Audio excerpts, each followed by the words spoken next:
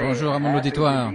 Nous sommes très heureux d'être de retour pour vous saluer de nouveau dans ce nom entièrement suffisant du Seigneur Jésus.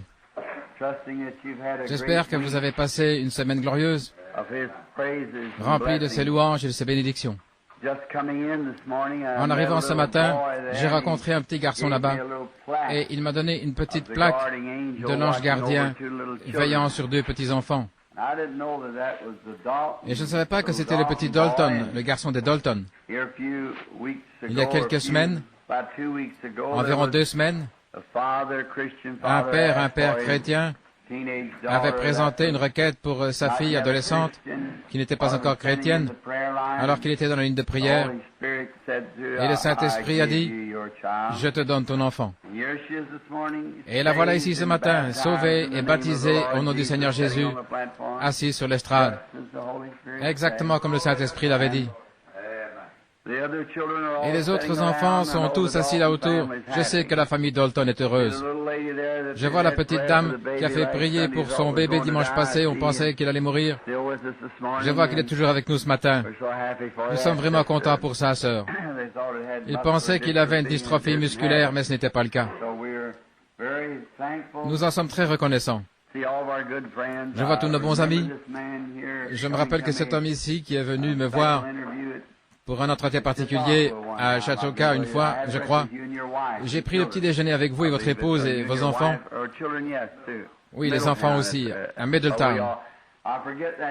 J'ai oublié ce nom. Je dis toujours Chautauqua.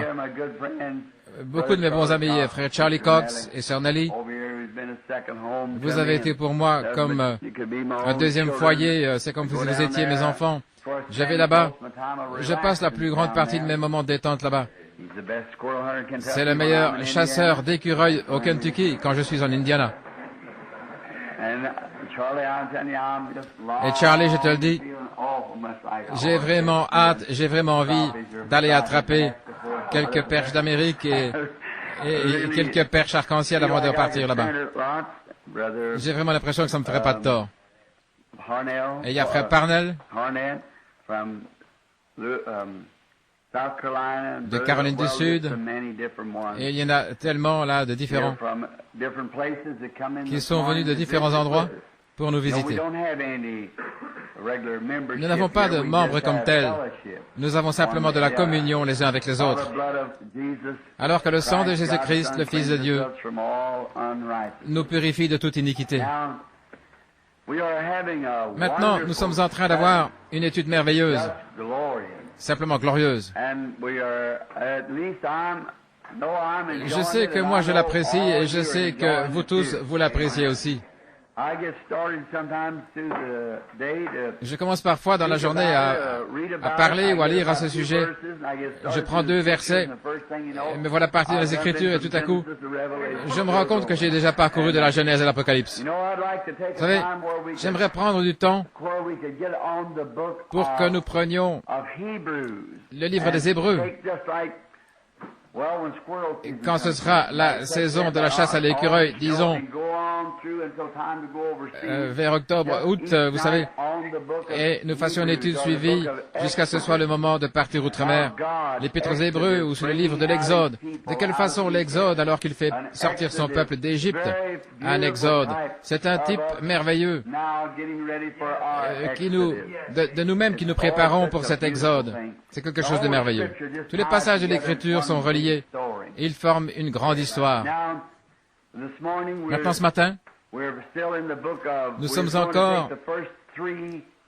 Nous voulions prendre les 3 premiers chapitres de l'Épître aux Éphésiens, la lettre de Paul aux Éphésiens, à Éphèse, alors qu'il essayait, qu'il plaçait positionnellement l'Église, et juste avant de l'aborder, pouvons-nous prendre un instant ou 2 pour la prière avant de commencer. Ô Seigneur notre Dieu, nous venons dans ta présence maintenant. Si indignes que nous soyons, nous savons pourtant qu'il y a un sacrifice de sang qui est là, attendant, qui nous purifie de toute impureté et qui nous présente devant le Père irréprochable, irrépréhensible. Et il n'y a rien que puissions faire pour mériter cela, parce que c'est Jésus qui l'a fait pour nous. Nous nous inclinons humblement devant sa présence et devant son nom. Et nous te demandons d'envoyer le Saint-Esprit au milieu de nous ce matin. Je ne suis pas un théologien et je ne sais pas mettre les Écritures à leur place, mais je suis tellement rempli d'enthousiasme et reconnaissant de sentir le Saint-Esprit se manifester à travers mon être. Puisse-t-il nous bénir tous ensemble alors que nous lisons ta parole écrite, qu'elle puisse devenir pour nous la vie éternelle. Accorde-le, Père, nous le demandons au nom de Jésus et à cause de Jésus. Amen.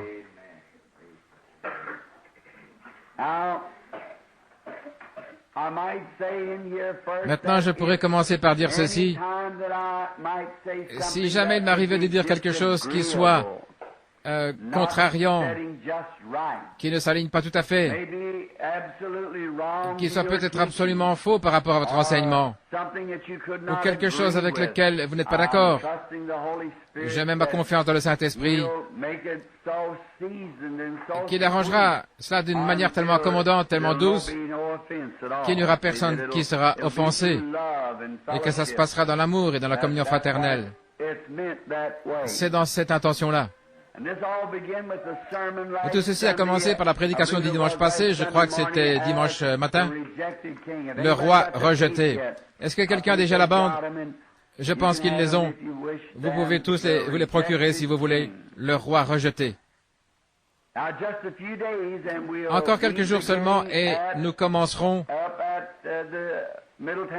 à Middletown dans l'Ohio. Nous aimerions que tous ceux qui prennent leurs vacances pendant cette période s'assurent bien de venir nous retrouver là, parce que nous nous attendons à passer de glorieux moments de communion à Middletown, dans l'Ohio.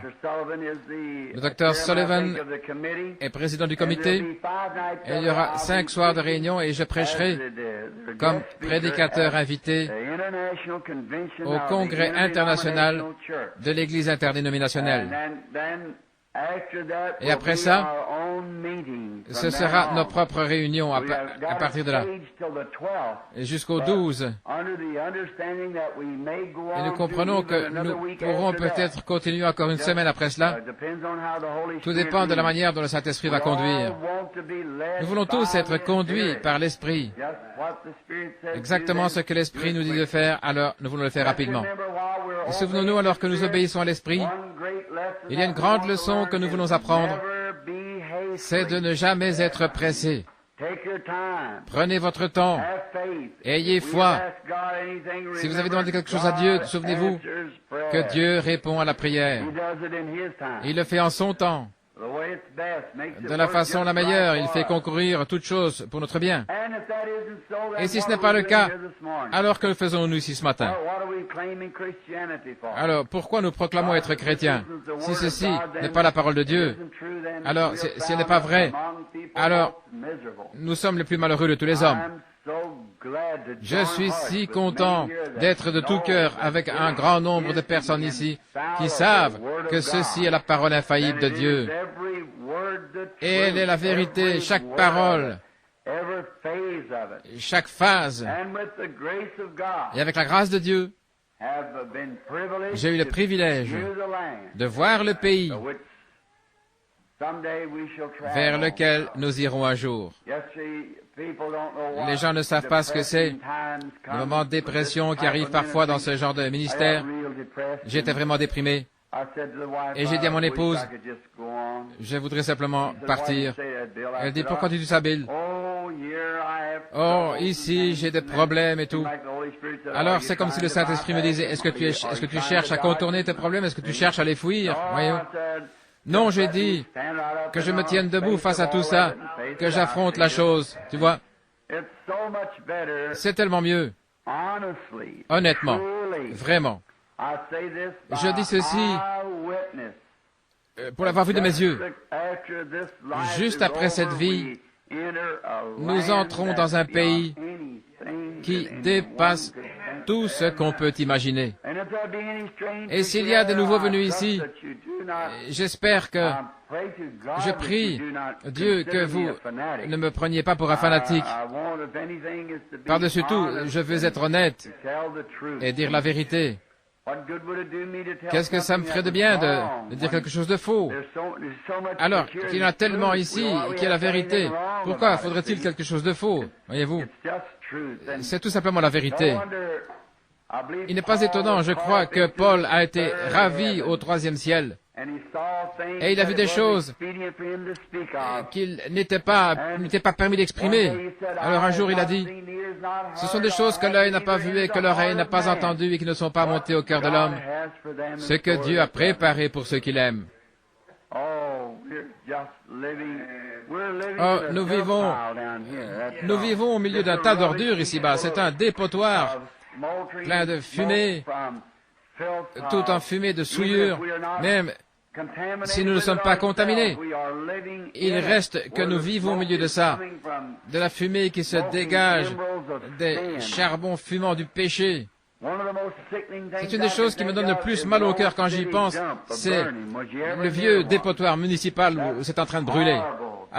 C'est horrible, cette odeur infecte de la fumée qui monte à travers toutes sortes de saletés. Et une bouffée de ça, et vous avez l'estomac retourné. Je me rappelle que je devais aller à New Albany, de l'autre côté de la 18e rue, où se trouvait autrefois le vieux dépotoir. Il fallait que j'aille faire des recouvrements et relever les compteurs là-bas. Et j'appréhendais le jour où je devais passer par là, parce que je devais respirer cette odeur infecte. Et pourtant, il y avait là-bas, il y avait des corps de rats, de chiens et tout ça, vous savez, et ça fumait avec cette fumée qui montait à travers tout. Et pourtant, voilà à quoi est comparable cette vie ici, à son meilleur. C'est tout en fumée, l'odeur du péché qui se fait sentir partout, pour ainsi dire, spirituellement parlant. Mais oh, là où le vent souffle librement, et que tout est beauté et paix et joie, la vie éternelle, juste de l'autre côté du fleuve. Seulement nous sommes dans une bataille, alors il ne faut pas se contenter de s'étendre et de dire dépêchons-nous d'arriver là-bas. Emmenons avec nous tous ceux que nous pouvons emmener. Et maintenant, le but de ces leçons, c'est d'ancrer ceux qui sont déjà entrés dans le pays. Le but de cette étude de l'Épître aux Éphésiens, c'est de placer positionnellement l'Église là où elle est absolument à sa place en Christ. C'est un type de l'Ancien Testament et du livre de Josué. Alors que Josué avait fait le partage, nous avons vu ça dimanche passé, alors que Josué avait fait le partage du pays à chaque homme, et il l'avait fait par inspiration. Moïse, il avait fait sortir le peuple d'Égypte avec l'ail, les poireaux, il les avait fait sortir, il leur avait donné un lieu, celui que Dieu avait promis 400 ans plus tard, ou 400 ans plus tôt, comme quoi il les conduirait dans un lieu, un beau pays, ruisselant de lait et de miel. Et Moïse a conduit les enfants d'Israël jusqu'au pays, mais il ne les a pas fait traverser. Et Jésus, au peuple spirituel, le Saint-Esprit nous avait été promis dès le commencement. Jésus nous a conduits jusqu'à la promesse. Mais le Saint-Esprit est venu comme Josué pour prendre la relève et conduire et diriger et prendre possession du pays ou prendre possession de l'Église. Nous voyons basiquement, maintenant ici, il se pourrait peut-être que des gens se trouvent que je suis blessant et que je veux manquer d'égard envers les frères. Ce n'est pas ça. Dieu est mon juge, ce n'est pas ça, voyez-vous. Je veux simplement attirer votre attention sur quelque chose qui est la vérité. Nous avons choisi des hommes comme conducteurs au lieu de la conduite du Saint-Esprit. Nous avons voulu que ce soit l'homme qui nous donne notre part et qui nous conduisent. Que des dénominations, comme les méthodistes, les baptistes, les presbytériens, les luthériens, l'Église de Christ, les pentecôtistes et différentes dénominations, que ce soit une organisation qui serve d'exemple. Et nous suivons ça. Nulle part dans la Bible nous est-il dit de faire une chose semblable. Il n'y a pas un seul passage des Écritures dans toute la Bible de Dieu où il n'ait jamais organisé l'Église, ni parlé d'une organisation. Pas un seul endroit dans la Bible. Ça a toujours été contraire. Il ne veut pas que nous nous conformions aux choses du monde. Il veut que nous soyons particuliers, mis à part. Je ne veux pas dire d'être ridicule, mais je veux dire un peuple appelé à sortir. Une nation sainte, bénie, menant des vies irréprochables, en agissant et en nous conduisant exactement comme lui se conduirait. Alors nous sommes son ouvrage, ayant été créés en Christ Jésus pour de bonnes œuvres. Maintenant, mercredi soir, beaucoup d'entre vous n'étaient pas là mercredi, mais je crois que c'est au verset 3. Non, c'est le verset 5. À l'adoption ou le placement des gens. Dieu cherche à placer les siens. Et quand Dieu en place un, alors toute l'Église veut être comme celui-là. Avoir le même genre de choses, faire la même chose. Nous sommes taillés différemment. Nous sommes faits différemment. Nous avons des natures différentes. Et nous sommes placés positionnellement différemment. Chacun pour un travail différent. Peut-être que l'un, c'est pour un genre de travail plus petit et l'autre pour un travail de plus grande envergure. Je crois que c'est David ou l'un des prophètes, je ne me souviens plus, qui disait « Je préfère être un paillasson dans la maison du Seigneur plutôt que d'habiter dans les tentes des méchants. » Maintenant, nous allons nous arrêter juste une seconde sur l'adoption.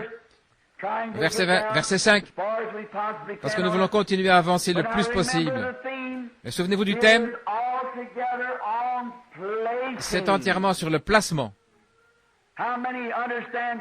Combien comprennent cela? Je voudrais vous l'entendre en un seul mot, le placement, le corps de Jésus-Christ, positionnellement, en Christ, où c'est le Saint-Esprit qui nous conduit. Vas-y, voilà. Maintenant, nous y sommes. Nous plaçons positionnellement. C'est ce que l'Épître aux Éphésiens doit faire. Et observez ce docteur remarquable qui est Paul. La première chose qu'il fait, c'est d'éliminer toute idée de chute. Éliminer définitivement toute idée du genre « Je suis chrétien aujourd'hui et demain je suis fichu et le lendemain Dieu m'a condamné et le jour suivant je suis de retour. » Ça ne tient pas debout. Cet épître n'est pas destiné à un enseignement d'évangélisation, à des prédicateurs d'évangélistes. Je n'aborde pas ces choses-là quand je suis sur le champ missionnaire. Je les apporte à l'Église. Paul l'a adressé aux saints, ceux qui sont appelés, préservés, et qui sont remplis et mis à part, et dans le Saint-Esprit, déjà dans le pays de Canaan. Il essaie de leur dire la première chose, débarrassez-vous de l'idée que vous allez être perdus, que vous allez faire ceci, et que vous avez peur de ceci. N'ayez peur de rien. Car il essaie de vous dire où vous en êtes, qui vous êtes, quelle est votre position. Maintenant, vous pouvez faire des fautes. Chaque fois que vous ferez quelque chose de mal, vous allez recevoir le salaire de ça. Oui, monsieur. Vous récolterez ce que vous aurez semé. Mais ça n'a rien à voir avec votre salut. Quand vous êtes né de l'Esprit de Dieu, vous avez la vie éternelle et vous ne pouvez pas plus mourir que Dieu peut mourir. Vous faites partie de Dieu, vous êtes un fils de Dieu. Je suis né un Branham. Vous aurez beau me donner un autre nom, ça n'empêchera pas le moi du monde que je sois toujours un Branham. Je suis né un Branham, je serai toujours un Branham. Il se peut qu'un jour je sois tellement défiguré et tout déformé par l'arthrite que j'ai un accident d'automobile qui me mette en pièces, si bien que je ressemble à un animal, mais je serai quand même un Branham. Pourquoi? Il y a du sang de Branham à l'intérieur. Voilà ce que vous êtes.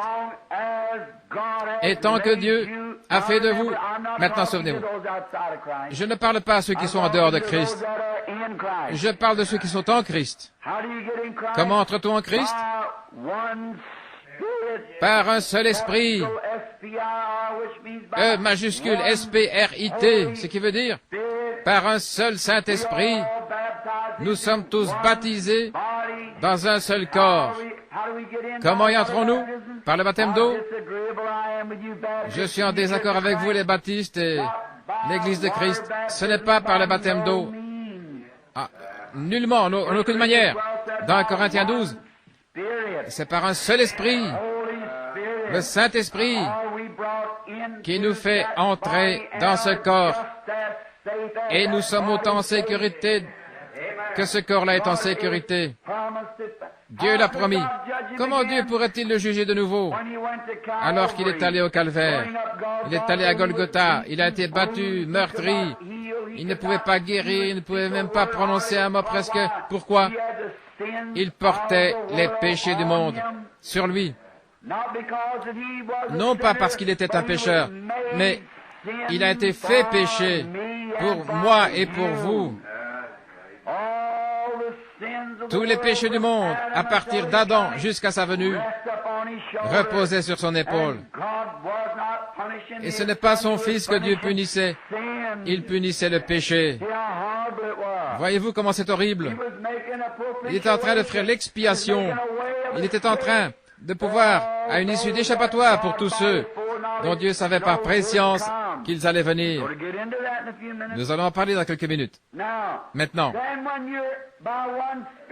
par un seul esprit, nous sommes baptisés pour former ce corps, un seul corps qui est Christ, et alors nous sommes en sécurité pour toujours.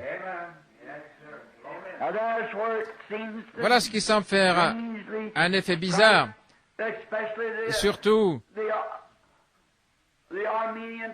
aux croyants arméniens qui croient qu'ils doivent faire quelque chose pour mériter quelque chose de méritoire. Comment est-ce que ça peut être par deux choses à la fois?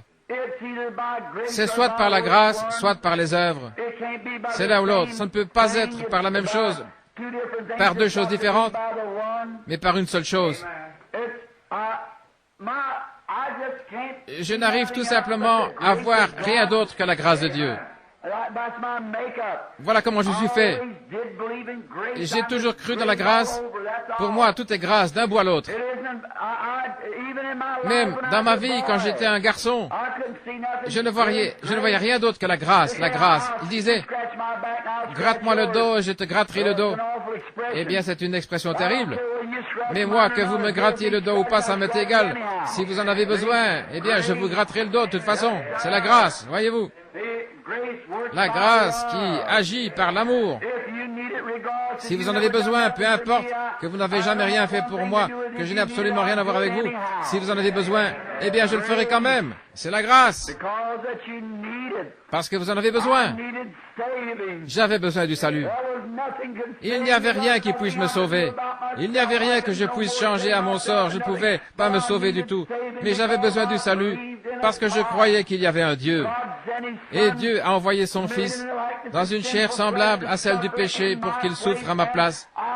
Et j'ai été sauvé par grâce, par elle seule. C'est par elle seule que j'ai été sauvé.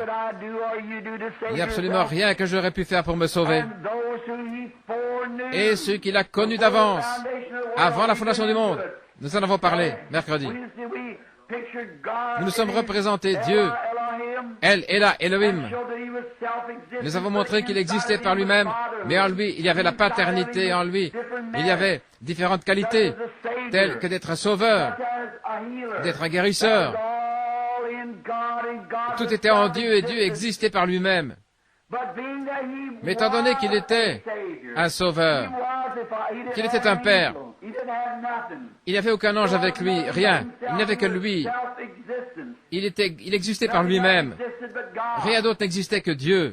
Seulement, étant donné qu'il était Dieu, alors il fallait qu'il y ait quelque chose pour l'adorer, parce qu'il aimait l'adoration. Et c'est par son propre être qu'il a créé des créatures pour qu'elles l'adorent. Maintenant, temporairement, je vais le redire, nous n'allons pas tout revoir, mais vous l'aurez sur la bande. Mais parce qu'il était Dieu, il a fait les anges et les anges l'adoraient. Et les anges l'adorent encore. Mais les anges qui sont dans la présence de Dieu ont 6 paires d'ailes, 6 ailes. Ils en ont 2 dont ils se couvrent la face, 2 sur les pieds et 2 dont ils se servent pour voler. Et jour et nuit, ils crient « Saint, Saint, Saint, Dieu Tout-Puissant ». C'est ce que disent les Écritures. Ils l'adoraient. Quelque chose avait été créé pour l'adorer.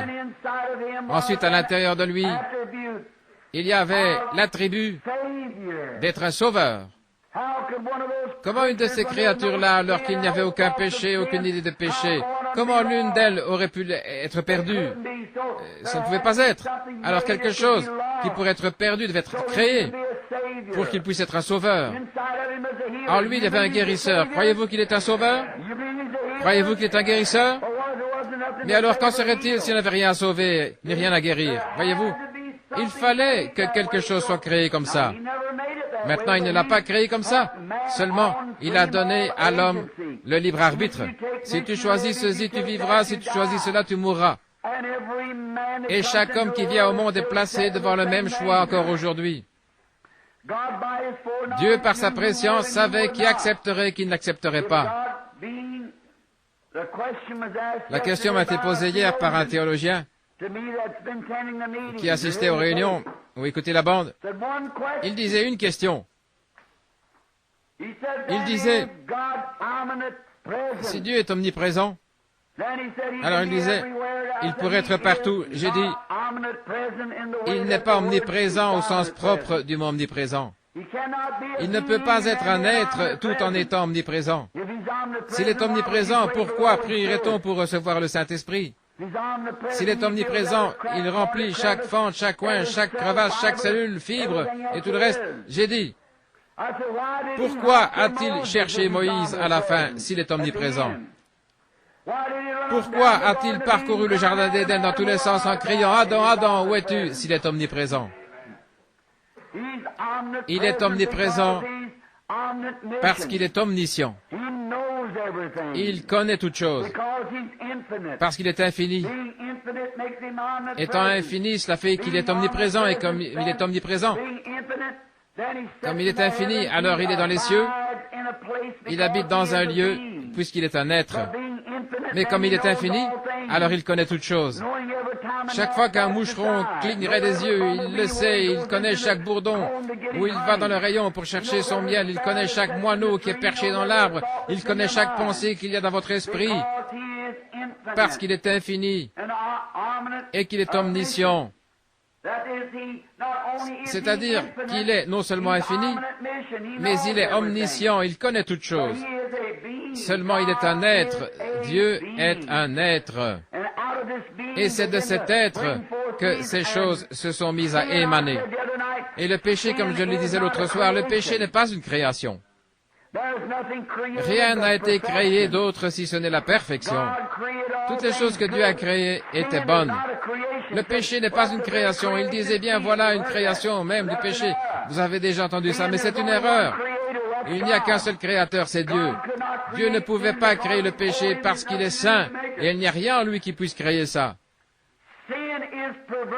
Le péché est une perversion, non pas une création, mais une perversion. Un adultère, c'est l'acte juste perverti. Un mensonge, c'est la vérité racontée de travers. Tout péché, n'importe quel péché, c'est la justice pervertie. Voilà maintenant Dieu. Il s'est manifesté comme Dieu, c'est fait. Il s'est manifesté comme sauveur. Les hommes étaient perdus et il les a sauvés. Il s'est manifesté déjà comme guérisseur. Ce que les gens peuvent dire, ça ne change rien, il l'est quand même, de toute manière. Il est un guérisseur, il est un sauveur, il est Dieu, il est éternel.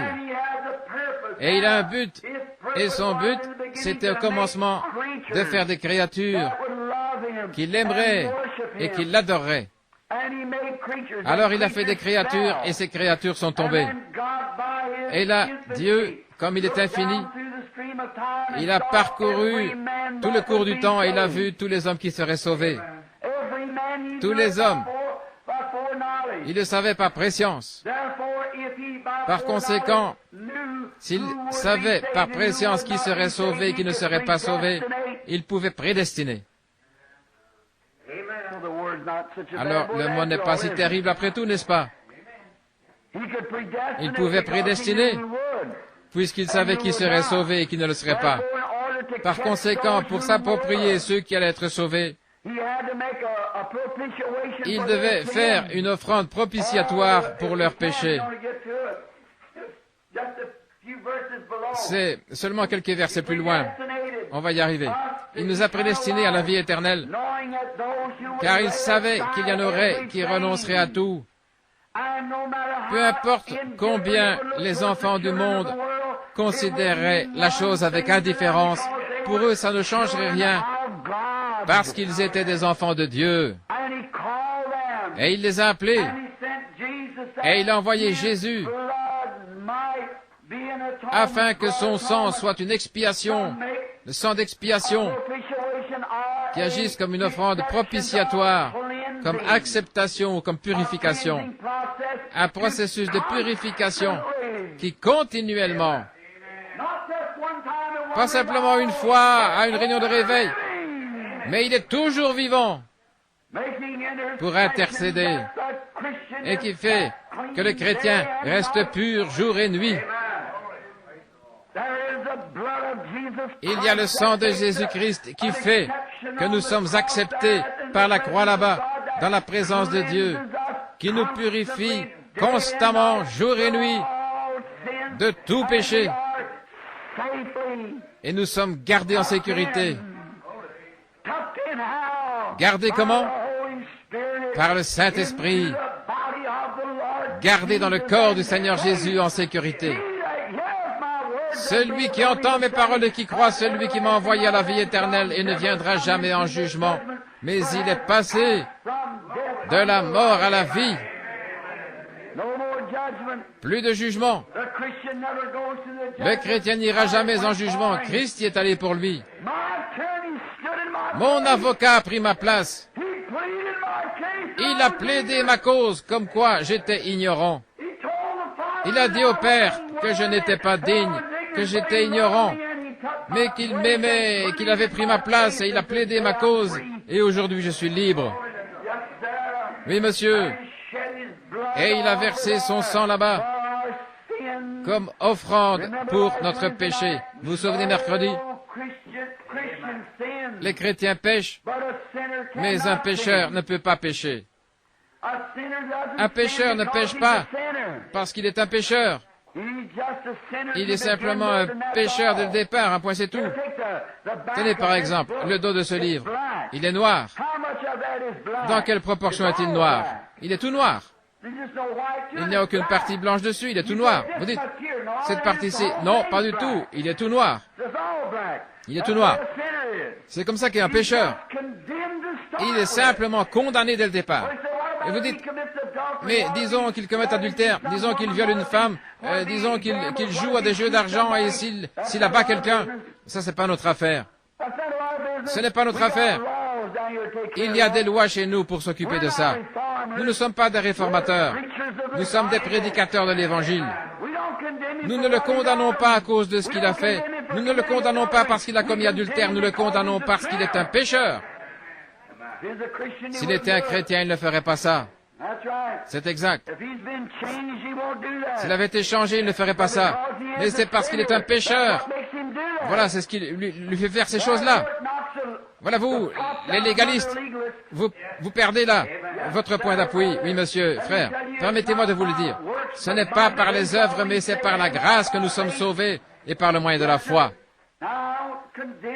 Or là, je ne condamne pas les frères légalistes, ce sont mes frères et ils seront là tout autant que les autres, parce que Dieu a prédestiné son Église à être là. Mais ce qu'il y a, vous tenez les gens dans un état de déchirement continuel, si bien qu'ils ne savent pas. Aujourd'hui, eh bien, peut-être que faites-leur donc savoir, tant qu'ils ont le désir des choses du monde, ils ne sont pas dans la course pour commencer. Je ne vis pas de manière fidèle à mon épouse parce que je pense qu'elle pourrait divorcer. Je suis fidèle à mon épouse parce que je l'aime. C'est une position légale que nous avons prise, que nous nous aimons l'un l'autre. Tout d'abord, ça doit être l'amour. Je l'aime. Bien que je crois qu'elle me pardonnerait si je faisais quelque chose de mal, il reste que je ne le ferai quand même pas. Je l'aime. C'est la même chose pour Christ. Si je vivais, j'ai 50 ans, si je vivais jusqu'à 90 ou 100 ans, et qu'il me restait encore 50 ans comme prédicateur, et que je ne prêche plus une seule fois, et que j'aille m'asseoir au bord de la rivière, je serais sauvé quand même. Dieu m'a sauvé par sa grâce. Je n'ai aucun mérite, il n'y a rien que je puisse faire, que j'ai pu faire ou rien. Je prêche parce que je l'aime et que j'aime son peuple. Et c'est ce qui me fait savoir que je suis passé de la mort à la vie, parce que je les aime et que je vais à leur recherche, peu importe dans quel état ils sont, je vais à leur recherche de toute manière. Allez les chercher de toute manière, ramenez-les. Que des prédicateurs ne soient pas d'accord, que les autres ne soient pas d'accord, les dénominations, ça ne m'arrêtera pas. Il y a quelque chose, ça ne l'a pas arrêté lui. Il est arrivé même au milieu de l'incrédulité, ça ne l'a pas arrêté, il a continué quand même. C'est ce que nous faisons, nous allons les chercher, nous les rattrapons de toute manière, peu importe. Tendez la main, saisissez-les, agrippez-vous à eux de toutes vos forces. Vous ne savez pas qui ils sont, sauvez-les. C'est à cause de l'amour que vous le faites. Non pas parce que je suis obligé de le faire, mais parce que j'aime. Parce que vous aimez. Vous dites, il faudrait que j'aille redresser la situation avec cette femme. Mais je vais te dire tout de suite, je pense, parce que je vais à l'église, il faudrait que j'aille redresser ça. Non, non, c'est vous qui devriez vous redresser d'abord. Voyez, si vous n'avez pas l'amour de Dieu dans votre cœur, quelque chose qui vous fait savoir que vous avez tort, alors redressez la situation avec Dieu. Ensuite, vous irez redresser la situation avec votre prochain. C'est ce que Jésus a enseigné. Il a dit, si tu viens à l'hôtel, si tu te souviens que tu as quelque chose contre un voisin ou contre ton frère, va d'abord redresser la situation avec lui. Maintenant, dans les âges à venir, mercredi soir, nous avons vu les manifestations, nous en parlerons encore ce matin, de la manifestation des fils de Dieu. Là, Dieu qui attend. Et ensuite, au temps de la fin, quand nous nous tiendrons tous devant lui, les anges n'ont pas été perdus. Ils ne sauront pas apprécier les bénédictions comme nous. Ils n'ont jamais été perdus. Mais moi, je sais d'où je viens. Je sais de quelle pierre j'ai été taillé, un pécheur. Vous savez à partir de quoi vous avez été taillé. Alors, une fois que nous sommes retrouvés, alors nous pouvons nous tenir devant Dieu. Quel beau jour ce sera. Ensuite, l'adoption, le placement. Maintenant, Dieu est à l'œuvre. Si je peux vous montrer ceci, ensuite nous allons nous y mettre. Maintenant, le verset 5. Nous ayant prédestinés à l'adoption par Jésus-Christ, selon son propre bon plaisir de sa volonté. C'est le plaisir de Dieu de faire sa volonté. L'adoption, le placement. Maintenant, qu'est-ce qu'il fait? Il place son Église.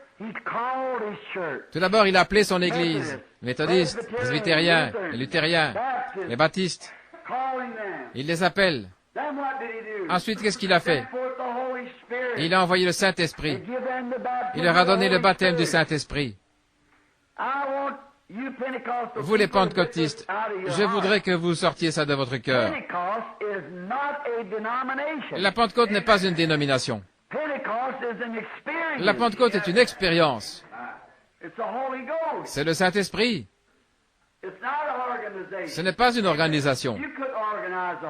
Vous ne pouvez pas organiser le Saint-Esprit. Il ne le permettra pas. Vous avez une organisation à laquelle vous donnez ce nom-là, mais le Saint-Esprit se retire et vous laisse là, à l'endroit où vous êtes, alors que lui, il continue tout simplement à avancer. La Pentecôte n'est pas une organisation.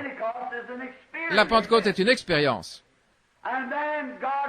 Et donc Dieu a donné à ses enfants la nouvelle naissance par le baptême du Saint-Esprit.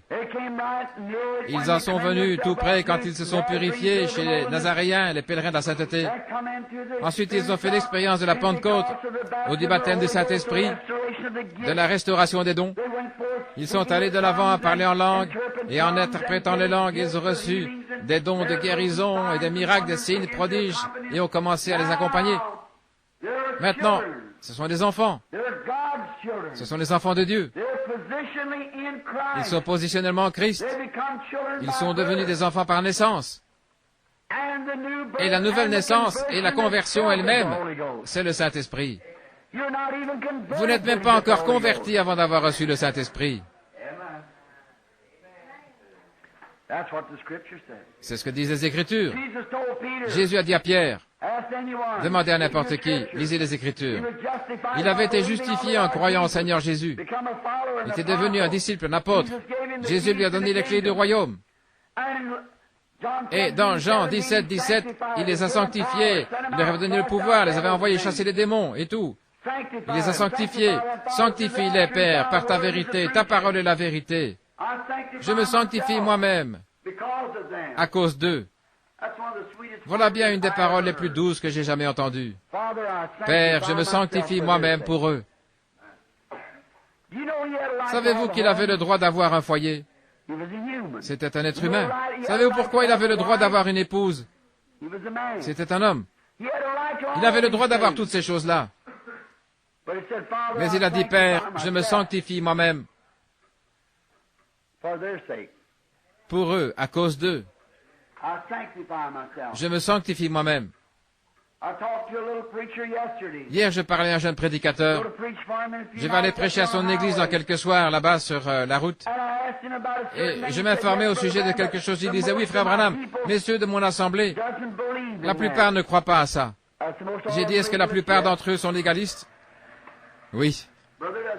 Le frère, lui, ne le croit pas comme ça. Mais il a dit, à cause d'eux, c'est pour eux. Oh, j'avais envie de lui sauter au cou. Voyez-vous, à cause d'eux. Je me sanctifie moi-même pour eux. Oh, Jésus qui a formé 12 hommes pour que ces 12 hommes-là puissent porter l'Évangile au monde. Et il a dit, c'est pour eux que je me sanctifie. Faites-le pour votre voisin, pour quelqu'un d'autre. Ne faites pas de votre liberté un voile, a dit Paul, mais sanctifiez-vous. Conduisez-vous dans le voisinage comme un vrai chrétien devrait se conduire. Dans vos rapports, si vous rencontrez votre ennemi, sanctifiez-vous pour lui. Vous ne savez pas ce que vous pourriez faire. Maintenant, placez le Fils. Tout d'abord, après que le Fils soit arrivé, alors il était un Fils, mais ensuite, c'est son comportement qui le mettait en position de l'adoption. S'il se conduisait correctement ou pas. Le pentecôtisme, maintenant souvenez-moi, permettez-moi de démontrer que la Pentecôte n'est pas une dénomination. Combien y a-t-il de baptistes ici qui étaient baptistes et qui ont reçu le Saint-Esprit? Levez la main. Oui. Combien y a-t-il de méthodistes ici qui ont reçu le Saint-Esprit? Levez la main. Combien y a-t-il de Nazaréens ici qui ont reçu le Saint-Esprit? Levez la main. Presbytériens qui ont reçu le Saint-Esprit. Voyez? Les luthériens. D'autres dénominations qui ne faisaient pas partie de la Pentecôte du tout, qui faisaient simplement partie d'une dénomination, qui ont reçu le Saint-Esprit. Levez la main. Alors la Pentecôte n'est pas une dénomination, c'est une expérience. Donc Dieu vous a fait entrer dans le corps de Christ. Maintenant, qu'est-ce qu'il fait? Après que vous ayez fait vos preuves, que vous êtes sanctifiés par votre bonne conduite, que vous êtes obéissants au Saint-Esprit, sans tenir compte de ce que le monde peut dire. Je vais frotter très fort là, oui. Je ne veux pas être blessant. S'il vous plaît, Non, non, vraiment pas. Ne pensez pas que je suis malveillant, je ne veux pas l'être. Ce qui me mine, c'est quand je prêche aux gens cette vérité qui a été envoyée de Dieu et qui font demi-tour et ils continuent à faire exactement la même chose tout en prétendant qu'ils ont le Saint-Esprit. C'est bien simple, ça vous ravage. Quel est le problème? Ils retournent tout de suite à la même chose. Exactement comme les enfants d'Israël. Ils voulaient avoir un roi pour que ce roi puisse dominer sur eux et les faire agir comme les Amoréens et les Amalécites et les Philistins. Savez-vous, madame, que c'est mal de porter des pantalons? Le savez-vous? Savez-vous que c'est mal de couper les boucles de votre chevelure? Savez-vous, monsieur, que vous agissez mal de continuer à fumer et à vous conduire comme vous le faites? Savez-vous que vous agissez mal en n'étant pas le mari de votre foyer? Votre femme pique une petite crise et elle vous met à la porte et vous dites « Oui, mon trésor, sois béni, je vais revenir ». Savez-vous, comment pouvez-vous vous occuper de la maison de Dieu si vous ne pouvez même pas diriger votre propre maison? Exactement vrai. Savez-vous, sœur, que votre mari est non seulement votre mari, mais il est aussi votre chef? Dieu l'a dit. En effet, le mari n'a pas été séduit, c'est la femme qui a été séduite. Et vous les prédicateurs qui continuez à nommer des femmes pasteurs et des femmes prédicateurs dans vos églises, alors que vous savez que la parole de Dieu le condamne. Continuellement, vous allez prendre le nom de Père, Fils et Saint-Esprit pour baptiser, alors qu'il n'y a pas la moindre écriture dans la Bible pour cela. Je voudrais qu'un archevêque ou quelqu'un d'autre me montre un endroit où quelqu'un dans la Bible a déjà été baptisé au nom de Père, Fils et Saint-Esprit. Je voudrais que quelqu'un me montre où quelqu'un a déjà été baptisé autrement que dans le nom de Jésus. Celui de Jean n'était pas. Ils étaient baptisés, ils se faisaient baptiser en croyant qu'il allait venir, seulement ils ne savaient pas qui il était. Mais dès qu'ils ont vu, qu'ils ont reconnu, alors ils se sont fait rebaptiser au nom de Jésus-Christ.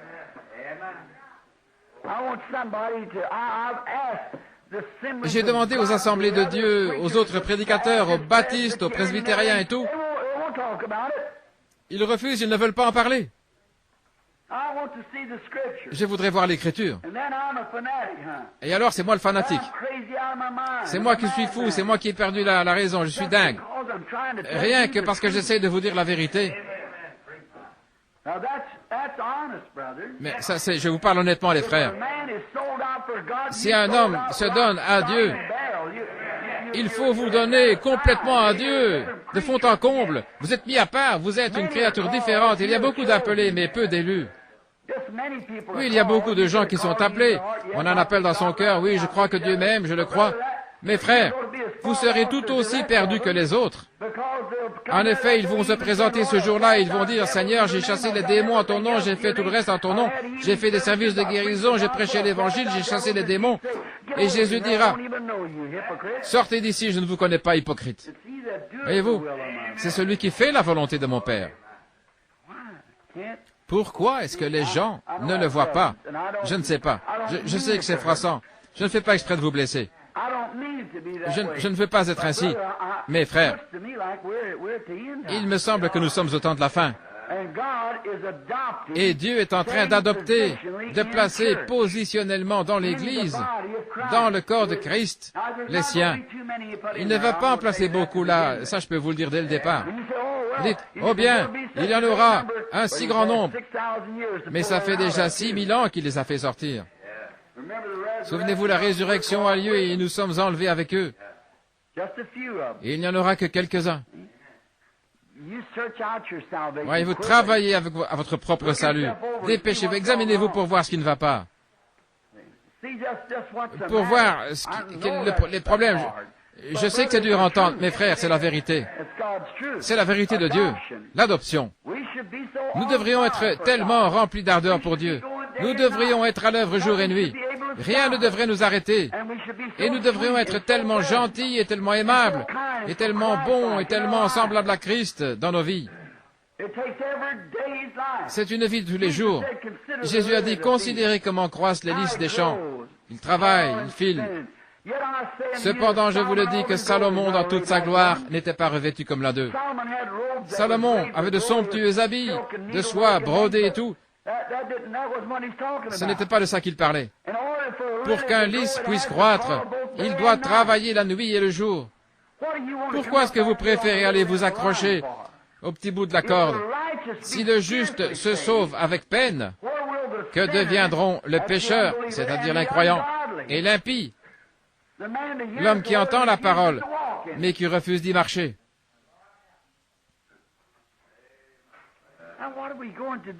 Qu'allons-nous faire? Ceci est notre Église. Il y a peut-être 4 ou 5 nouveaux venus parmi nous. Mais ceci, c'est l'Église. Je suis en train de vous donner un enseignement. C'est enregistré. Et je veux que les gens qui écouteront les bandes se rappellent que ceci, c'est pour mon Église. Quand je suis dehors parmi les gens là-bas, j'essaie d'être assez gentleman pour leur parler, de suivre un petit peu, les dorloter un peu dans leurs idées, de les écrémer. Mais quand il s'agit de vraiment déclarer la vérité, déclarons-la. L'adoption, le placement positionnel, où sont-ils? Montrez-moi où ils en sont. Dieu, qui appelle ses enfants, les met à part. Par la manifestation, ils n'ont pas besoin d'en dire un mot. Vous voyez qu'il s'est passé quelque chose.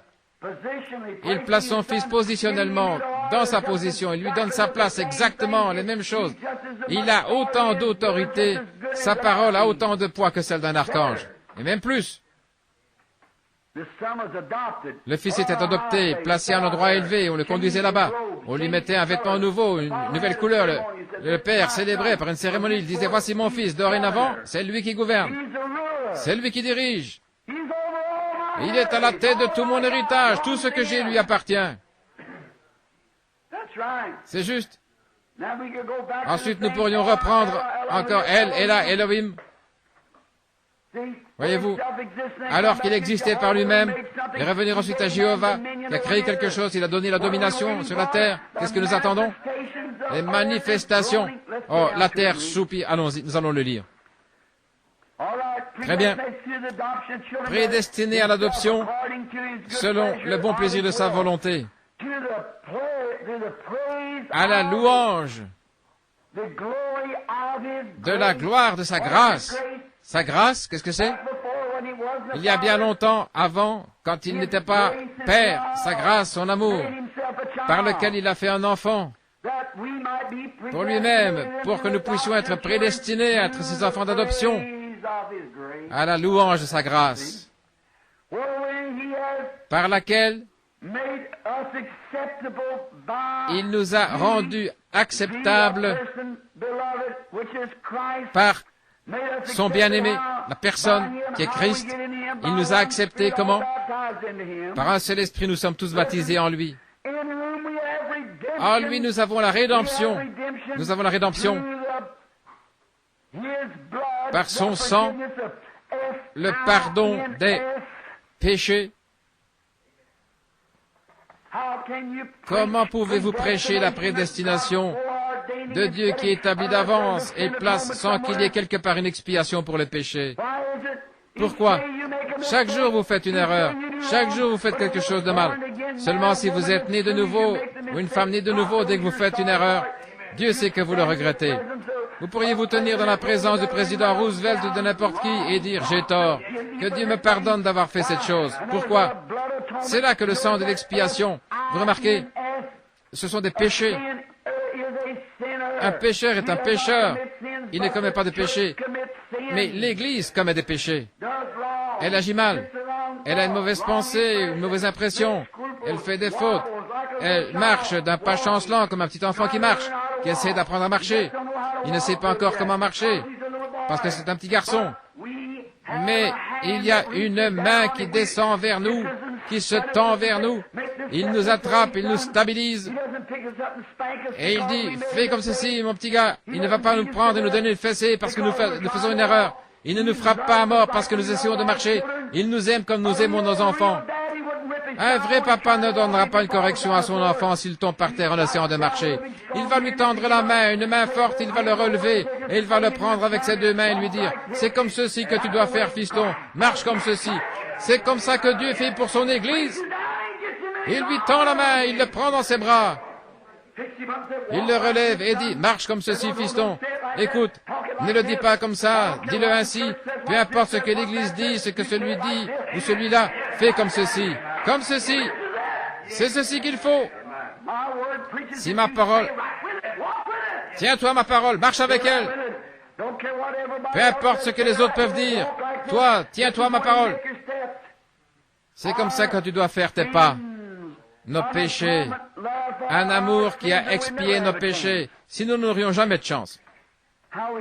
Comment nous pourrions vraiment nous ancrer là, à ces paroles-là, selon la richesse de sa grâce,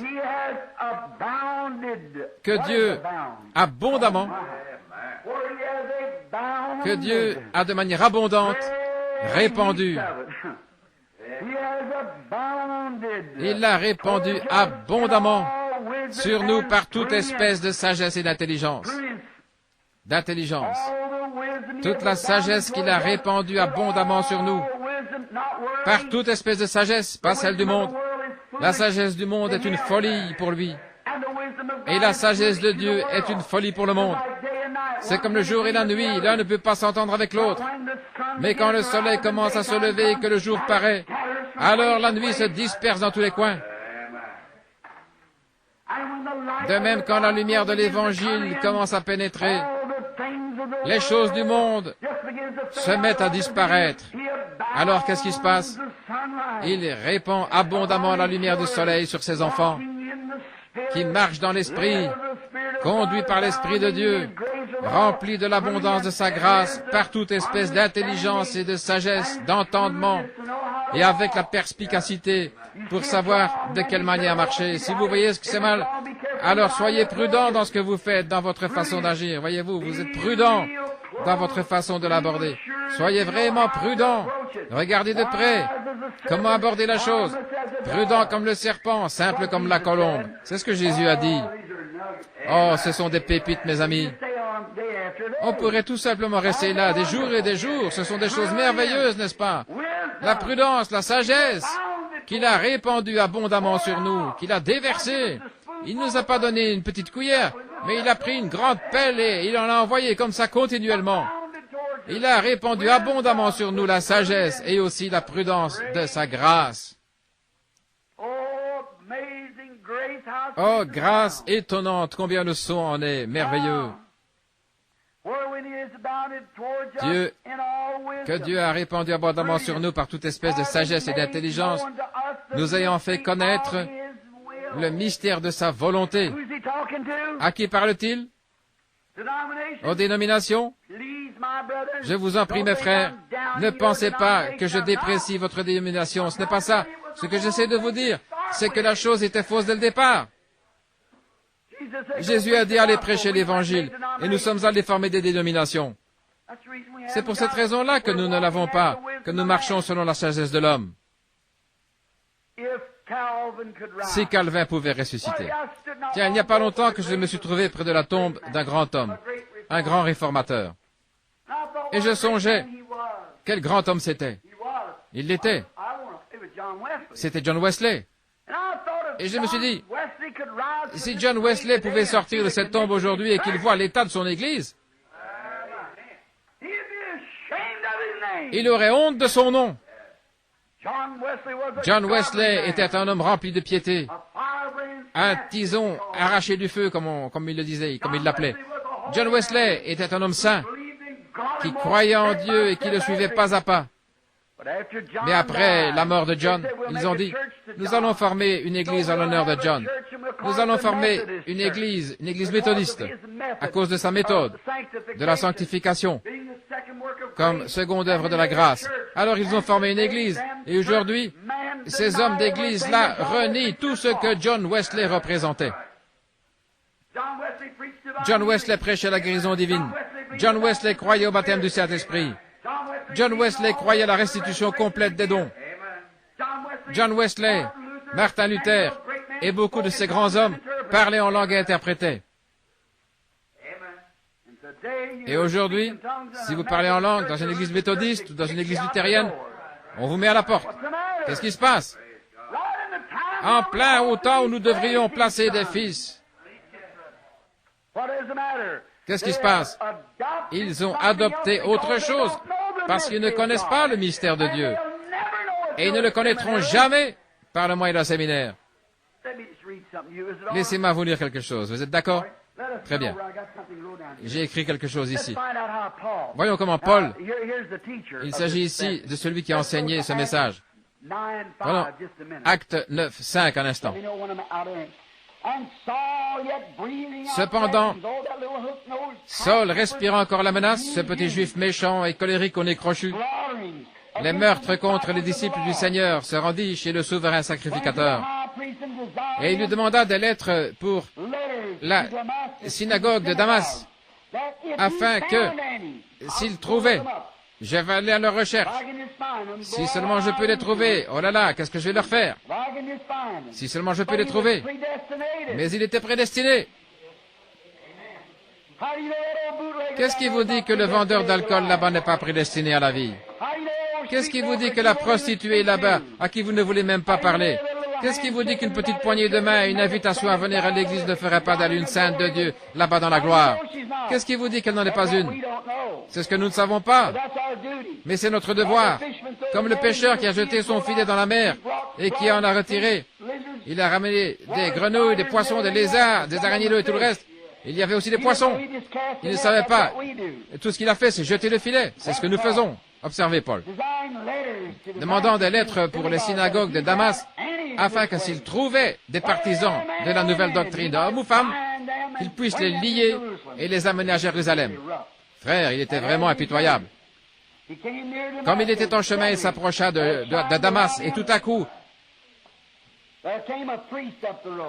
un prêtre est arrivé sur la route, le docteur F.F. Jones, et il lui a dit, il te faut une expérience de séminaire. Maintenant, mon garçon, après ça, je pense que Dieu pourrait t'utiliser. Ça serait terrible de voir un verset comme ça, n'est-ce pas?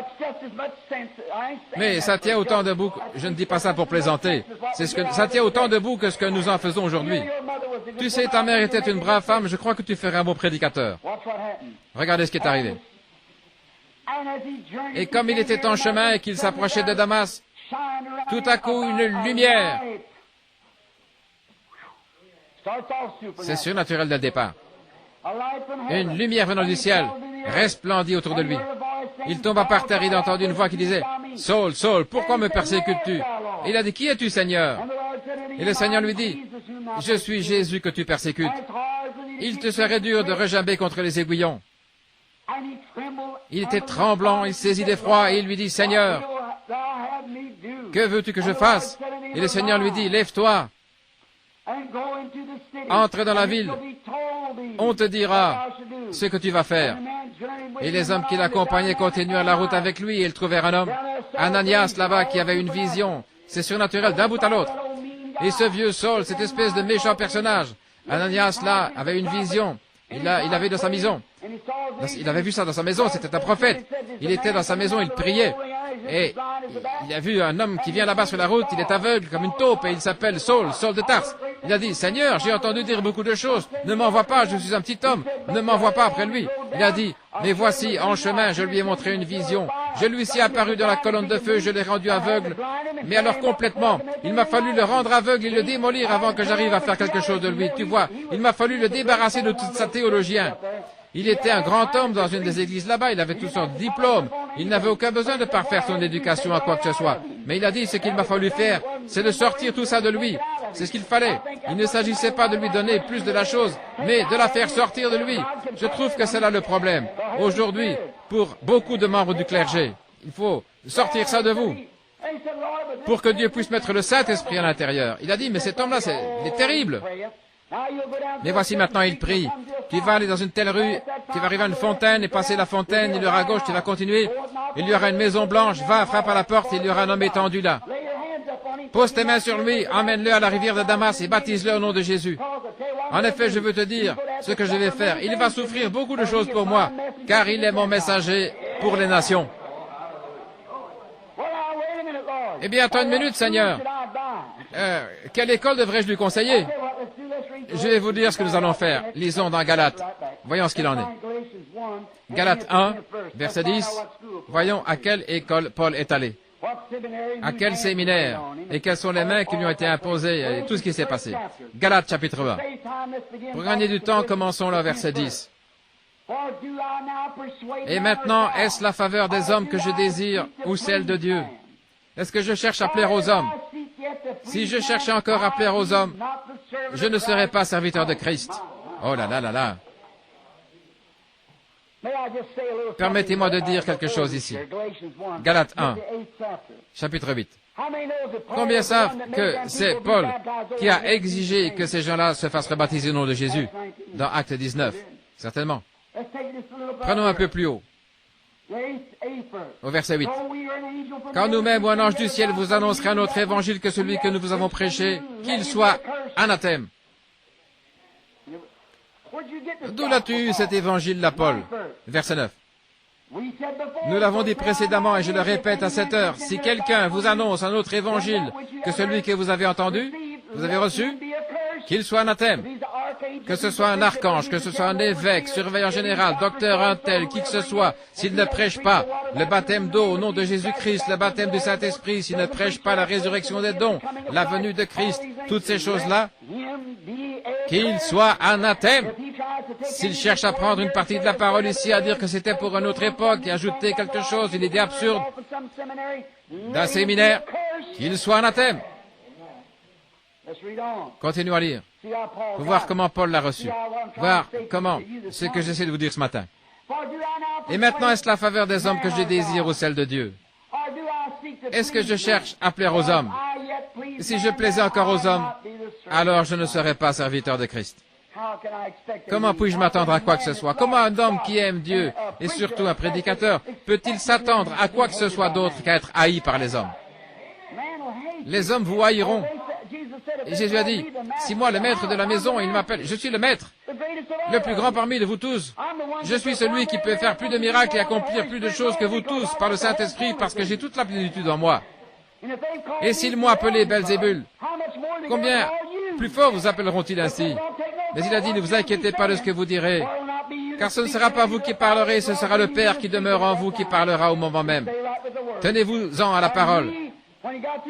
Et quand il a achevé d'écrire le livre, il a dit, quiconque retranchera un seul mot de ce livre, ou y ajoutera un seul mot, il sera retranché du livre de vie. Que Dieu nous aide à nous y tenir. Maintenant, verset suivant. Laissez-moi lire rapidement. Je vous déclare, c'est-à-dire je vous retrouverai au jugement avec ceci. Je vous déclare, frères, que l'évangile qui a été annoncé par moi n'est pas de l'homme. Je ne suis ni méthodiste, baptiste, presbytérien, pentecôtiste, ce n'était pas de l'homme. Car je ne l'ai ni reçu ni appris d'un homme. Ça ne m'a pas été enseigné. Je n'ai jamais reçu d'un homme, d'un séminaire, d'aucun docteur, d'aucun théologien ou d'une maison d'enseignement. Je ne l'ai jamais reçu ainsi. Je ne l'ai jamais enseigné ainsi. Je ne l'ai jamais trouvé comme ça. Comment est-ce venu Paul? Ni appris d'un homme, mais par une révélation de Jésus-Christ. Quand Christ s'est révélé à moi, m'a révélé qu'il était le Fils de Dieu. Quand cette colonne de feu est descendue sur moi ce jour-là, et j'ai dit, qui es-tu, Seigneur? Il a dit, je suis Jésus. Maintenant, je vais vous montrer ce qui lui est arrivé. À l'heure actuelle, si un homme recevait une expérience, il voudrait lui faire apprendre le grec pendant 10 ans, lui faire apprendre autre chose pendant 10 autres années, et il serait fini à ce moment-là. Regardez. Je n'ai pas reçu d'un homme, ni appris, mais par la révélation de Jésus-Christ. Vous avez su, en effet, quelle était autrefois ma conduite dans le judaïsme. J'étais un grand docteur. Oh là là, j'avais tout ce qu'il fallait. Il avait été l'élève de Gamaliel, le plus grand docteur qu'il y avait dans le pays. Combien savent que Gamaliel était l'un des plus éminents docteurs? Oui. Ma religion judaïque, oh là là, je la connaissais par cœur, je savais tout réciter, le credo des apôtres et toutes ces choses. Je savais réciter toutes les prières du matin et bénir les gens, voyez. Comment je persécutais alors à outrance et ravageais l'Église de Dieu. Et comment j'essayais d'arrêter cette bande de saints comédiens. Voyez. Et comment j'étais plus avancé dans le judaïsme, j'étais un homme important. Oh vraiment, j'étais avancé, je leur ai montré que je pouvais les écraser, car j'ai tué Étienne et j'ai fait tout un tas d'autres choses. Tout ce que j'ai fait. Ils persécutaient à outrance. Comme j'étais plus avancé dans le judaïsme que beaucoup de ceux de mon âge et de ma nation, étant animés d'un zèle excessif pour la tradition de leur père. Maintenant, souvenez-vous pas pour la parole de Dieu, mais pour la tradition de leur père, la tradition de l'Église, autrement dit. J'imagine que j'étais méthodiste jusqu'à la moelle, que j'étais baptiste jusqu'à la moelle, pentecôtiste. Ah oui, moi je veux être Dieu jusqu'à la moelle. Voyez-vous? Très bien. La tradition de mes pères. Mais lorsqu'il a plu à Dieu, oh là là, Paul, tu y viens, oh là, qui m'a mis à part dès le sein de ma mère, qui m'avait fait naître dans ce monde et qui m'a appelé par sa grâce, de révéler en moi son Fils. Comment ça? Le Saint-Esprit en moi. Il a plu à Dieu de me prendre, lui qui m'avait mis à part dès le sein de ma mère, de me donner le Fils, c'est-à-dire le Saint-Esprit, sous la forme de l'Esprit en moi, pour qu'il se révèle en moi. Oh là là. Oh, je crois que j'ai envie de crier là. Laissez-moi vous dire, frère, lorsqu'il a plu à Dieu, alléluia, lorsqu'il plut à Dieu, j'avais un père ivrogne, une mère, que Dieu te bénisse maman, je ne dis pas du mal de toi là, mais une mère qui ne connaissait pas plus Dieu qu'un lapin ne saurait ce que c'est des raquettes à neige, et un père qui se retrouvait étendu, ivre dans la rue, et je n'avais même pas de chaussures pour aller à l'école, de longs cheveux me recouvraient la nuque, et tout le monde ici en Indiana me détestait parce que je venais du Kentucky. Et comme c'était dégoûtant à voir. Mais il a plu à Dieu. Amen. Il a plu à Dieu qui m'avait mis à part dès le sein de ma mère,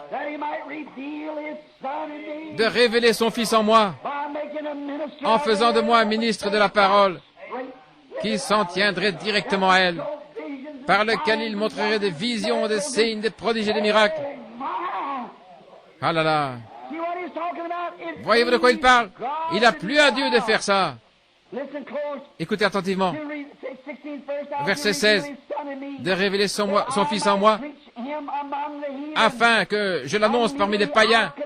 Aussitôt, je ne consultais point l'Église. Je ne suis pas du tout allé voir un évêque pour lui demander quoi faire.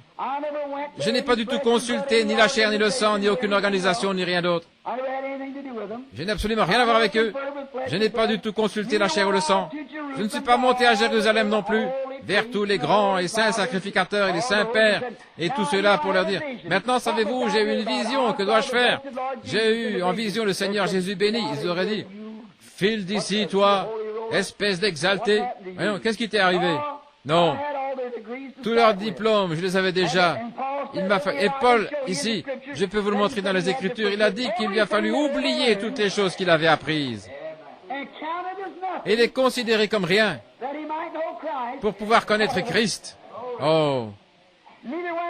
Et je ne montais point à Jérusalem vers ceux qui furent apôtres avant moi, mais je suis parti pour l'Arabie.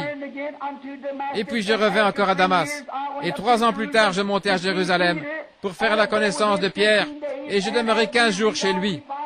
Et en continuant à lire, nous voyons que lui et l'apôtre Pierre ne s'étaient encore jamais vus auparavant. Ils n'avaient jamais fait connaissance, ils ne s'étaient jamais vus, mais quand ils se sont rencontrés, ils prêchaient le même évangile.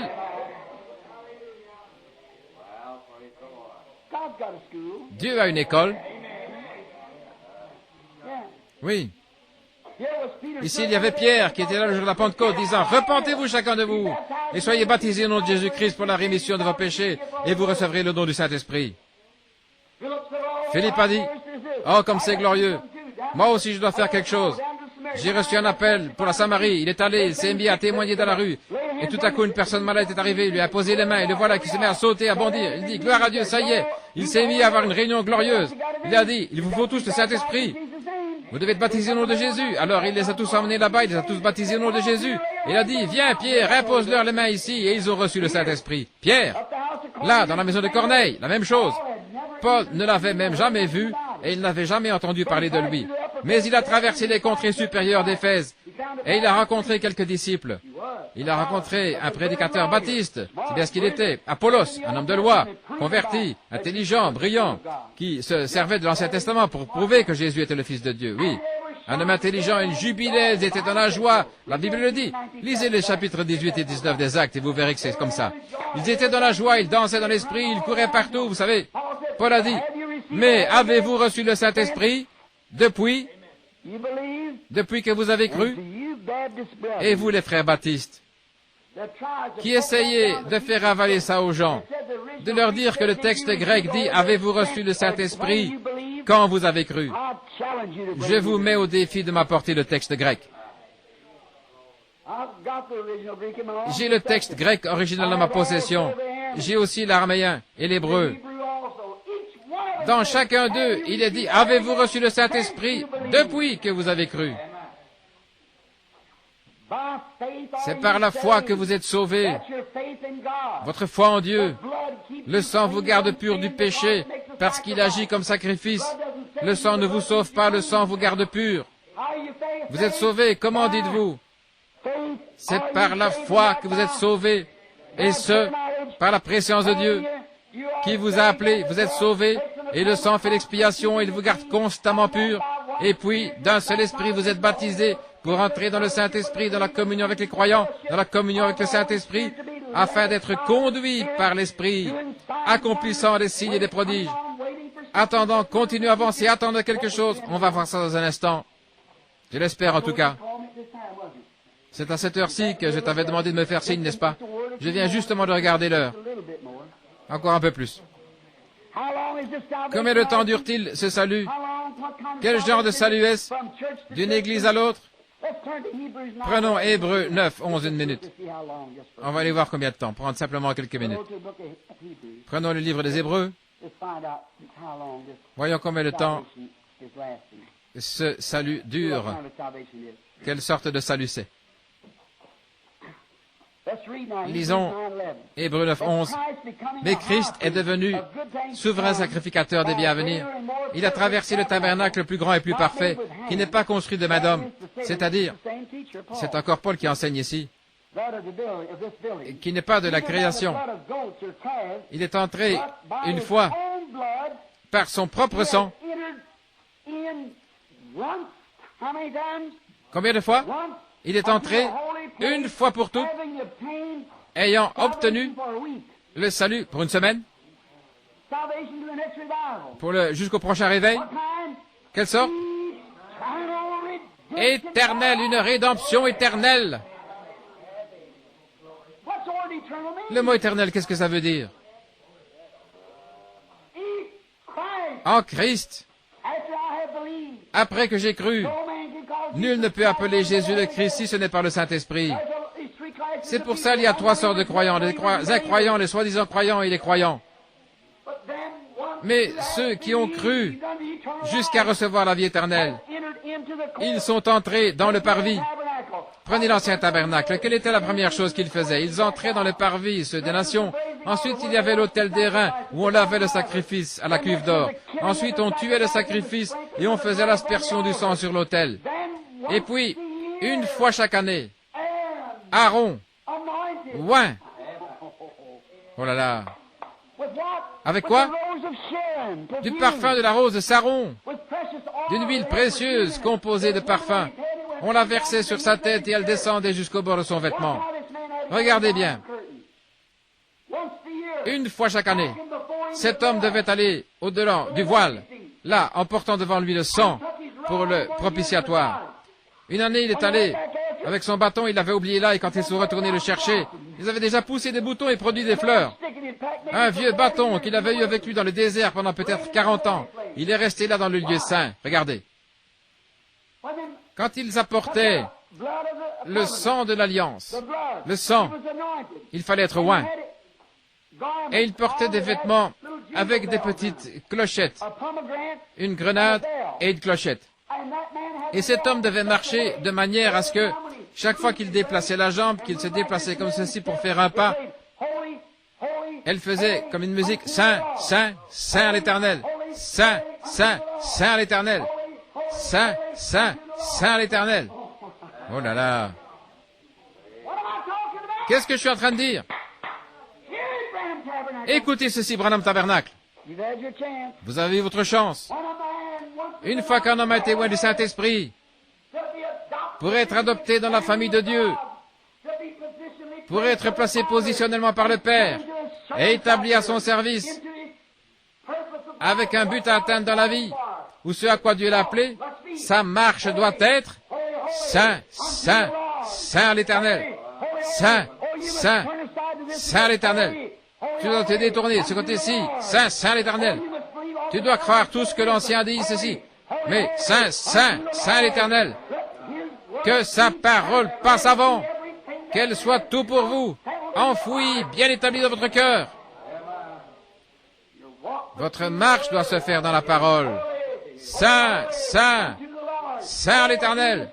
Oh, si tu acceptes seulement de venir ici, je vais te dire ce qu'on va faire. On va organiser, te prendre dans notre organisation. Tu seras un homme important. Saint, Saint, Saint l'Éternel. Saint, Saint l'Éternel. Vous continuez d'avancer. Ce que les gens peuvent dire, ça ne change rien. Retire ces bandes, fais ceci, fais cela. Saint, Saint, Saint l'Éternel. Vous avez les yeux fixés au calvaire. Rien ne vous arrêtera. La façon même dont vous marchez votre vie, vous marchez sur le chemin du roi. Loin de la précieuse huile de l'onction, vous vous avancez dans le lieu très saint. Wow. Amen. Très bien. Paul a dit qu'il n'avait pas reçu ceci d'un homme. Qu'est-ce qu'il dit? On revient à Galates maintenant, à notre leçon. Nous ayant fait connaître le mystère de sa volonté. Sa volonté, qu'est-ce que c'est? Fait connaître le mystère de sa volonté. Verset 9. Je vais me dépêcher rapidement maintenant. Parce que nous sommes tard. Oh, chaque parole est tellement une pépite. Vous pouvez simplement continuer à la polir. Vous pouvez creuser. Vous pouvez prendre une parole ici, vous reporter à la Genèse et la polir. Vous reporter à l'Exode et la polir encore. Vous pouvez au Lévitique, la polir encore. Vous arrivez à l'Apocalypse. Et tout cela est Jésus. Amen. Vous pouvez la polir autant que vous voulez. Ce sera Jésus quand vous arriverez à l'Apocalypse. En effet, il a dit, je suis celui qui était, qui est et qui vient. Je suis le rejeton et la postérité de David.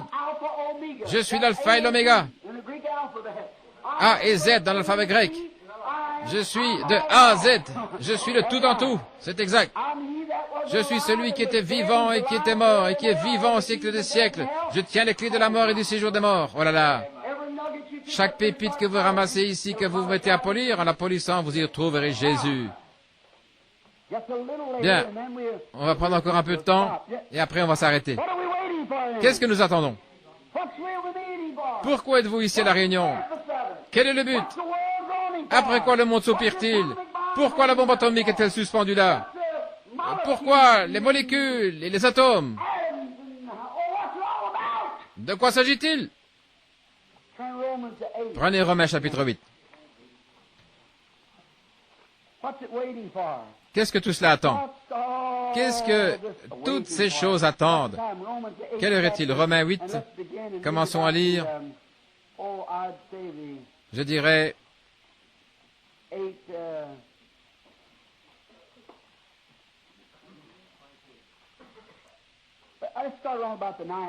On va commencer au verset 19. Simplement le lire ici pour que ce soit vraiment doux. Je sais à quoi vous voulez en venir. Bien. Romains, chapitre 8. Je crois que c'est bien là. Oui, chapitre 8. Commençons ici au verset 18. Commençons au verset 14. Car tous ceux qui sont conduits par l'Esprit de Dieu sont fils de Dieu. C'est exact. Et vous n'avez point reçu un esprit d'esclavage pour être dans la crainte. Oh, je me demande si je pourrais tenir le coup. Si je peux tenir le coup. Tenir le coup, pas du tout. La question n'est pas de savoir si j'ai tenu le coup, mais si lui a tenu le coup. Je suis en lui maintenant. Voyez-vous? Eh bien, vous dites, eh bien, si je suis en lui, maintenant, vous les presbytériens, ah ça, nous l'avons toujours cru, mais votre vie prouve que vous ne l'êtes pas, si vous ne menez pas le genre de vie que lui a mené, si vous ne croyez pas le même évangile que lui a prêché. Vous dites, les baptistes disent, bien sûr que je crois à la sécurité éternelle. Et vous sortez, vous fumez le cigare, vous allez danser, et les femmes se coupent les cheveux, se maquillent et se conduisent comme je ne sais pas quoi. Vos fruits prouvent que vous n'y croyez pas. Quand je dis croyez-vous à la guérison divine, oh, le docteur Jones a dit que c'était comme ça, que c'était pour une époque passée. Espèce d'hypocrite. Qu'est-ce qui ne va pas avec vous? Pauvre enfant illusionné. Vous êtes tellement loin de l'évangile que ça fait pitié. On vous a entraîné vers une route boueuse, vers un dépotoir qui brûle. Voyez-vous pas ce qu'il dit ici? Que tout esprit qui confesse que Jésus n'est pas venu dans la chair en ce moment même est d'un mauvais esprit, du faux esprit. La Bible dit que Jésus-Christ est le même hier, aujourd'hui et pour toujours. C'est ce qu'il a dit à l'époque et il l'est maintenant. Il est comme ça pour toujours. Et vous n'avez point reçu un esprit de servitude pour être dans la crainte, mais vous avez reçu l'esprit de l'adoption après que vous ayez été adopté, d'accord? Après que vous avez été adopté, vous êtes placé, vous comprenez, après que la cérémonie a été prononcée, que vous avez été placé correctement dans le corps, vous êtes un fils, bien sûr, une fille, quand vous êtes né de nouveau, vous l'êtes, ça, c'est votre naissance. Mais maintenant, vous êtes placé positionnellement. Nous n'avons point reçu un esprit de crainte, mais nous avons reçu un esprit d'adoption par lequel nous crions Abba, Père, ce qui veut dire mon Dieu. Bien. L'esprit lui-même rend témoignage à notre esprit que nous sommes enfants de Dieu. Comment le fait-il? Vous dites gloire à Dieu, alléluia, ça ne me dérange pas, je suis un enfant de Dieu. Alors vous sortez faire les choses que vous faites. L'esprit de Dieu fera les œuvres de Dieu. Jésus a dit celui qui croit en moi fera aussi les œuvres que je fais. Voyez? Si ce cep en poussant, il a donné une grappe de raisin, et que celui qui a poussé à côté lui a donné des citrouilles, il y a quelque chose qui ne va pas. Voyez? C'est une église qui a été greffée, c'est un cep qui a été greffé, c'est une personne qui a été greffée, c'est une personne qui fait partie d'une dénomination, elle est membre d'une dénomination et qu'elle se dit chrétienne, mais si elle n'a pas le Saint-Esprit et qu'elle n'a pas la puissance de Dieu et toutes ces choses. Maintenant, si vous sortez là et que vous conduisez comme cette bande de gens ivres pour la simple raison que vous avez parlé en langue, j'ai vu des démons parler en langue. Je les ai vus danser dans l'esprit, pousser des cris, avoir de l'écume aux lèvres et tout le reste. J'ai vu tout ça. Je ne parle pas de ça. Je parle de l'Esprit de Dieu. L'Esprit lui-même rend témoignage à notre esprit que nous sommes enfants de Dieu. Et si enfants, héritiers, héritiers de Dieu, co-héritiers de Christ, si toutefois nous souffrons avec lui, afin aussi d'être glorifiés ensemble. Car j'estime que la souffrance, écoutez bien ceci. Oh, c'est vraiment beau. Car j'estime que la souffrance du temps présent ne saurait être comparée à la gloire qui sera révélée en nous. En nous.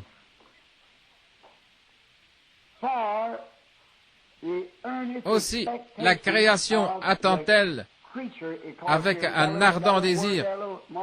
Il y a un petit renvoi dans la note ici, la création, oui, le bon mot selon les Grecs. La création attend-elle avec un ardent désir la manifestation des fils de Dieu. Qu'est-ce que tout attend? Qu'est-ce que toute la création attend? Les manifestations des fils de Dieu. Elle attend que l'Église prenne sa position. Qui était le Fils de Dieu? Adam, où était son empire? La terre. Il avait la domination sur la terre, n'est-ce pas vrai? Il n'était pas Elohim à ce moment-là. Il était Jéhovah. Voyez-vous? C'est-à-dire, je suis Dieu, et j'en ai créé des plus petits qui me sont assujettis, et je leur ai donné autorité. La domination, c'est leur domaine. Sur quoi ils ont autorité? C'est la terre. Et toute la création attend que les fils de Dieu soient manifestés. Oh là là!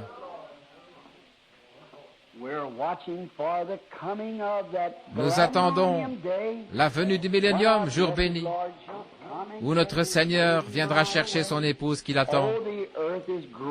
Oh, la terre crie, soupire, après ce jour de délivrance, où notre Sauveur reviendra sur la terre. N'est-ce pas vrai? Dans l'attente, Dieu qui essaye de placer son Église dans sa position pour qu'il puisse se manifester, il s'en approprie un ici. Il peut dire, là mon esprit coule librement, le voilà, je peux agir. Tiens, en prendre un autre ici, là, le placer, je peux le placer. L'adoption, le placement, la manifestation, l'amener ici, lui faire une cérémonie, le visiter par un ange, lui dire quelque chose. Mais s'il a dit la vérité, mais s'il c'est seulement en train d'inventer quelque chose, ça ne marchera pas. Non, non, non, ça ne marchera pas. On en a eu beaucoup. Mais je parle de manifestation des fils de Dieu. Quand Dieu se manifeste et qu'il l'envoie, et à ce moment-là, il va de l'avant et ce qu'il dit est la vérité. Ce qu'il fait est la vérité. Ce qu'il fait, il manifeste Christ. Comment le juger? À la façon dont il se tient avec la parole. Strictement avec la parole. Voyez-vous, c'est à cela que vous reconnaissez tout homme, à la façon dont il s'en tient à la parole. S'il ne parle pas selon la parole, il n'y a pas de vie en eux, dit la Bible. Voyez-vous? Dépêchons-nous parce que nous allons devoir nous arrêter. Verset 10, plutôt le verset 9. Nous ayant fait connaître le mystère de sa volonté, de nous adopter selon le bon plaisir qu'il avait formé en lui-même. Il avait formé lui-même ce dessein avant la fondation du monde, qu'on bien comprenne. Pour que de la dispensation, oh là là, voilà encore autre chose. Oh, nous nous arrêterons pas cette fois-ci. Lorsque le temps serait accompli, croyez-vous aux dispensations? La Bible le dit. Dans la dispensation de la plénitude des temps, la plénitude des temps, qu'est-ce que c'est? Il y a la dispensation, eh bien, la dispensation de la loi mosaïque. Il y a eu la dispensation de Jean-Baptiste. Il y a eu la dispensation de Christ. Il y a la dispensation de l'organisation des églises, la dispensation de l'effusion du Saint-Esprit. Maintenant, il y a la dispensation de l'adoption, ce que le monde attend, ce après quoi il soupire. Et lorsque les temps seront accomplis, dans la dispensation de la plénitude du temps, cette plénitude du temps, qu'est-ce que c'est? C'est quand les morts ressuscitent, quand la maladie cesse, quand toute la terre cesse de soupirer, la plénitude de la dispensation du temps. Remarquez bien. Lorsque le temps serait accompli de réunir toutes choses en Christ. N'êtes-vous pas heureux? Comment va-t-il le faire? Il va réunir toutes choses en qui? En Christ. Comment entrer en Christ? Par un seul esprit. D'un seul esprit, nous sommes baptisés pour former un seul corps. Et ce corps est le corps de qui? Déjà jugé. Il a pris notre jugement. Alors qu'est-ce que nous sommes? Quand le verrai-je? Le sang, je passerai par-dessus vous. Et chaque fois qu'il le regarde, le corps est là, il est assis tout sanglant. Et moi je suis dans ce corps. Par quoi? Par le Saint-Esprit. Il passe par-dessus. Oh là là. Et dans la plénitude de la dispensation du temps, afin de réunir toutes choses en Christ, celles qui sont dans les cieux. Maintenant, si vous parlez d'un nom, allons-y tout de suite. On va en parler un moment. Toute la famille dans le ciel se nomme comment? Jésus-Christ. Toute la famille sur la terre se nomme comment? Jésus-Christ. Il y a des femmes très bien ici, vraiment bien, de grande valeur. Une vraie, des vraies dames. Il y a une seule Madame Branham, Madame William Branham. C'est mon épouse. C'est elle qui rentre à la maison avec moi. Voyez-vous, toutes les autres, vous rentrez avec vos maris. Il n'y a qu'une glorieuse église vivante du Dieu vivant. Elle porte son nom. Elle est remplie de son esprit. C'est exact. Je ne dis pas, je ne condamne pas les bonnes œuvres, je ne condamne pas leurs hôpitaux et les bonnes choses. Je trouve que c'est merveilleux, que ce sont des bénédictions de Dieu envers cette pauvre humanité souffrante. Je ne condamne pas toutes ces autres choses qu'ils font. C'est bien, c'est tout à fait ce qu'il faut. Et leur grande organisation et les millions de dollars. Bien sûr, je préfère de beaucoup voir ça plutôt que des bars au coin de la rue. Certainement que j'honore ces hommes en tant que prédicateurs qui se tiennent à la chair. Mais pour ce qui est de réunir toutes choses à la fin de la dispensation, pour ça, il faudra attendre la manifestation des fils de Dieu. Dans cette dispensation, alors qu'il réunira tous ceux qui auront été amenés en Christ. Qu'est-ce que Christ? Comment entrons-nous en lui? 1 Corinthiens 12, par un seul esprit, nous sommes tous baptisés pour former un seul corps qui est le corps de Christ, et nous avons part à tous les dons, à toutes les bonnes choses qu'il possède, pas vrai? Et toute la terre soupire, gémit. Elle attend les manifestations, le moment où Christ et son Église s'uniront. Lorsque les temps seraient accomplis de réunir tout en Christ, celles qui sont dans les cieux et celles qui sont sur la terre. En lui, nous avons acquis un héritage. Oh, frère Neville, pardonne-moi de prendre tout ce temps. Ce mot héritage. Oh. C'est inévitable. Oh là là. Je sais. Mon parent, mon frère, j'espère que je ne suis pas fou. Je ne le pense pas. Mais, oh là là, oh là là. Un quoi? Un héritage. Nous avons obtenu un héritage. Quelqu'un doit vous léguer quelque chose. Dieu, avant la fondation du monde, vous a légué quelque chose. Un nom écrit dans le livre, afin que lorsque l'agneau serait immolé, vous soyez identifié avec lui. Oh, retenons ça jusqu'à ce soir. Oh là là, oh là là. Continuons à lire encore un petit peu. Comment allons-nous arriver au verset 3, au chapitre 3? Mais nous allons bientôt terminer.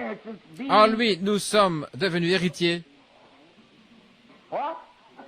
Quoi? Comment le recevons-nous, cet héritage-là?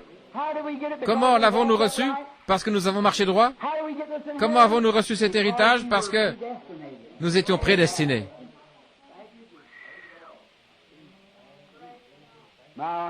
Mes frères arméniens, je sais que c'est vraiment dur à entendre. Mon but n'est pas de vous blesser, mais ça me fait tellement du bien de savoir. Vous avez l'autre, vous l'avez, frère, oui, vous l'avez. Mais vous ne le voyez pas, c'est tout. Vous l'avez quand même, voyez-vous. Tout va bien pour vous. Mais oh, c'est tellement bon d'y plonger le regard, oui. C'est comme ce que frère Neville disait une fois au sujet de la fête foraine. Trouvez-vous un escabeau et faites le tour pour voir ce que vous avez. Oui, monsieur. C'est à ça que ressemble ceci. Le Saint-Esprit de Dieu est notre escabeau. Il nous dit ce que nous avons. Voyez, un héritage. Quelle sorte d'héritage? Ayant été prédestiné, suivant la résolution de celui qui opère toutes choses, d'après le conseil de sa propre volonté. Avant qu'il soit un papa, avant qu'il soit Dieu, avant qu'il soit un sauveur, avant qu'il soit un guérisseur, avant tout ceci, il a prédestiné. Il a mis le nom de l'agneau dans le livre. Il a parcouru le regard le cours du temps par sa préscience. Et il a vu votre nom, il l'a mis aussi dans le livre. Qu'est-ce que c'est alors? Au bout d'un certain temps, nous sommes venus au monde, de parents pécheurs, nous nous promenons sur la terre, vous savez, tout à coup, comme ce petit juif, on est crochu, Paul, vous savez, s'est quitté de sa tâche, tout à coup, il a dit, oh, et vous dites, Abba, Père. Et voilà que nous sommes venus à venir. Il nous a prédestinés à recevoir en lui notre héritage qui nous avait été prédestiné. Voyez, nous avons hérité de cela avant la fondation du monde. Oh, selon sa propre résolution, afin d'accomplir son bon vouloir exactement, d'être un Dieu et un Sauveur. En lui, vous aussi, après avoir entendu la parole de la vérité. Et qui est la vérité? Jésus est la vérité. La vérité de l'Évangile. Quel Évangile? Il n'y a qu'un Évangile. Dans Galates 1, il est dit, quand un ange annoncerait un autre Évangile, qu'il soit anathème. Ceci est l'Évangile. L'Évangile de votre salut. Aucun autre. Il n'y en a aucun autre.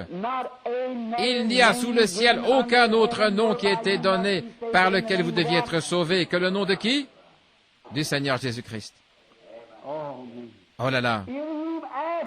En lui, après avoir cru, vous avez été scellés. Oh, gloire à Dieu. Après avoir cru, comment pouvons-nous nous contenter de voir ça en vitesse, frère? Retenons donc ça jusqu'à ce soir. Qu'est-ce que vous en dites? Je ne peux tout simplement pas aller plus loin. Retenons ça jusqu'à ce soir. Je n'arrive pas à me défaire de ce mot, scellé, la façon dont on y entre, vous voyez.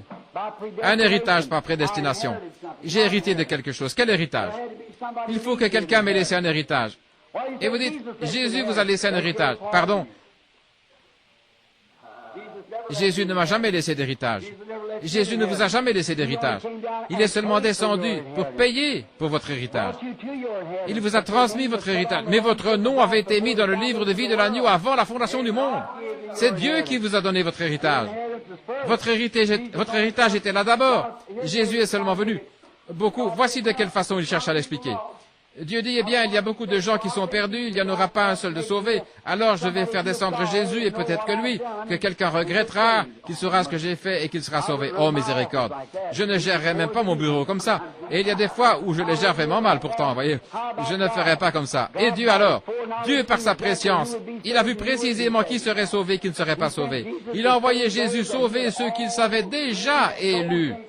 Paul n'a-t-il pas dit, 5 versets plus haut, qu'il nous avait élus en lui avant même que le monde existe? C'est ça notre héritage. Dieu nous a choisis. Et il a envoyé Jésus payer le prix. Il a versé son sang pour qu'aucun péché ne nous soit imputé. Rien de ce que vous faites. Et celui qui pêche volontairement après avoir reçu la connaissance de la vérité, il ne reste plus de sacrifice. Bon, et là, vous allez m'arriver avec une autre question. Et ça alors, frère Branham. Mais souvenez-vous, voyez, qui ont reçu la connaissance de la vérité. Ils n'ont jamais reçu la vérité. Ils en ont simplement reçu la connaissance, voyez. Il est impossible que ceux qui ont été une fois éclairés, qui ont eu part au Saint-Esprit, qui ont goûté la puissance de la bonne parole. C'est comme ces croyants frontaliers là-bas. Tellement de gens m'ont écrit à ce sujet. Ces croyants frontaliers sont allés là. Josué et Caleb se sont rendus là. Pourquoi? Maintenant, nous allons appeler ça le Saint-Esprit, le pays là-bas. Eux, ils sont ici. Ici, avant, disons que ceci, c'est le Saint-Esprit, et eux, ils sont là-bas, vous voyez. C'est là que la promesse, elle est là-bas. Eh bien, s'ils envoyaient 10 espions, un de chaque tribu, comme ça, nous, les tribus, nous pourrions toutes savoir ce qu'est notre héritage, et tous seraient placés là-bas, où nous serons placés. Alors, je vais envoyer des espions. Ils sont tous arrivés là-bas. Oh là là. Non, on se ferait traiter d'exalté après ça. Non, non, on ne peut pas faire ça, voyez. Josué et Caleb se sont dit, je vais voir de quoi ça a l'air.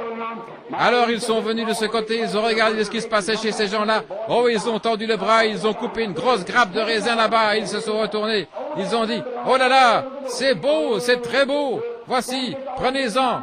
Ils sont vraiment bons. Oh, c'est bon. Mais regardez donc, on ne pourra pas y arriver. S'opposer à toutes ces grandes dénominations, toutes ces grandes choses. Oh, c'est vraiment dommage, on ne peut pas y arriver. Non, monsieur, peu importe, on n'y arrivera pas. Non, monsieur, ils se sont mis à dire, oh, retournons au pot de viande de l'Égypte, on aurait mieux, voyez-vous.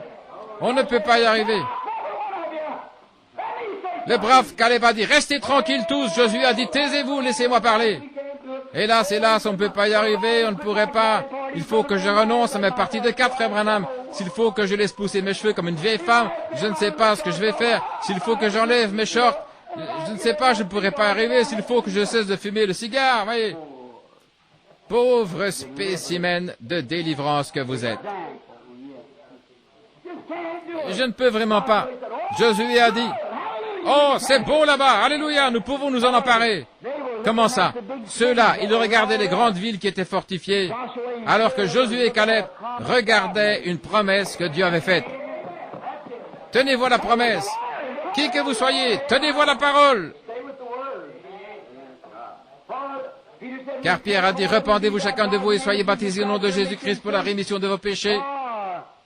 Car la promesse est pour vous. Quel pays promis? Pour vos enfants et pour ceux qui sont au loin, en aussi grand nombre que le Seigneur notre Dieu les appellera. Ne vous vexez pas, là je vous en prie. Et je termine avec ceci. Vous les pèlerins de la sainteté, les Nazaréens, vous êtes venus jusque-là dans la sanctification. Vous êtes avancés jusqu'ici, même jusqu'au point où vous voyez les raisins, et puis vous avez fait demi-tour. Et vous êtes retournés. Vous voyez ce qui est arrivé? C'est ça le problème. Vous n'êtes jamais entré dans le pays. Montrez-moi un seul Nazaréen ou un seul pèlerin de la sainteté ou un seul de ceux qu'ils ont sur le terrain aujourd'hui qui a de grandes campagnes de guérison avec des signes, des prodiges. Montrez-moi-en un seul.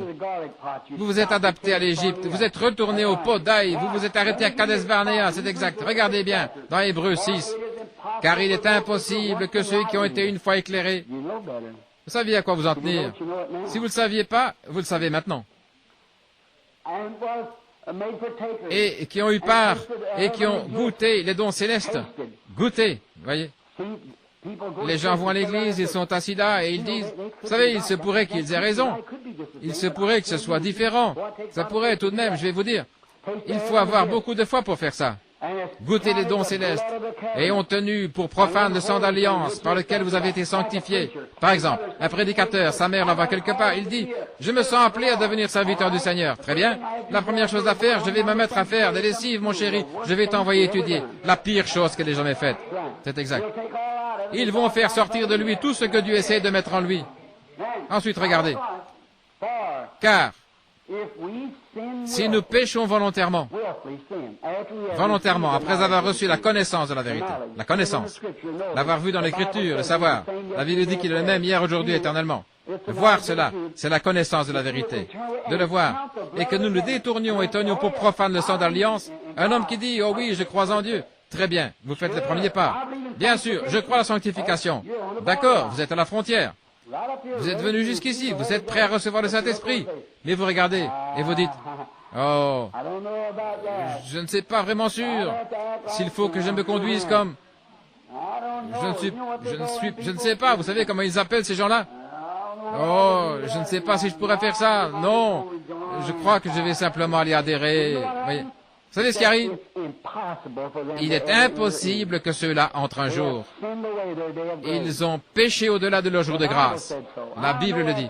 Je sais que c'est dur à entendre, mais la Bible dit, ils ont goûté les dons célestes et ont tenu pour profane le sang de l'alliance. Ils disent, je crois à la sanctification et une bonne vie propre.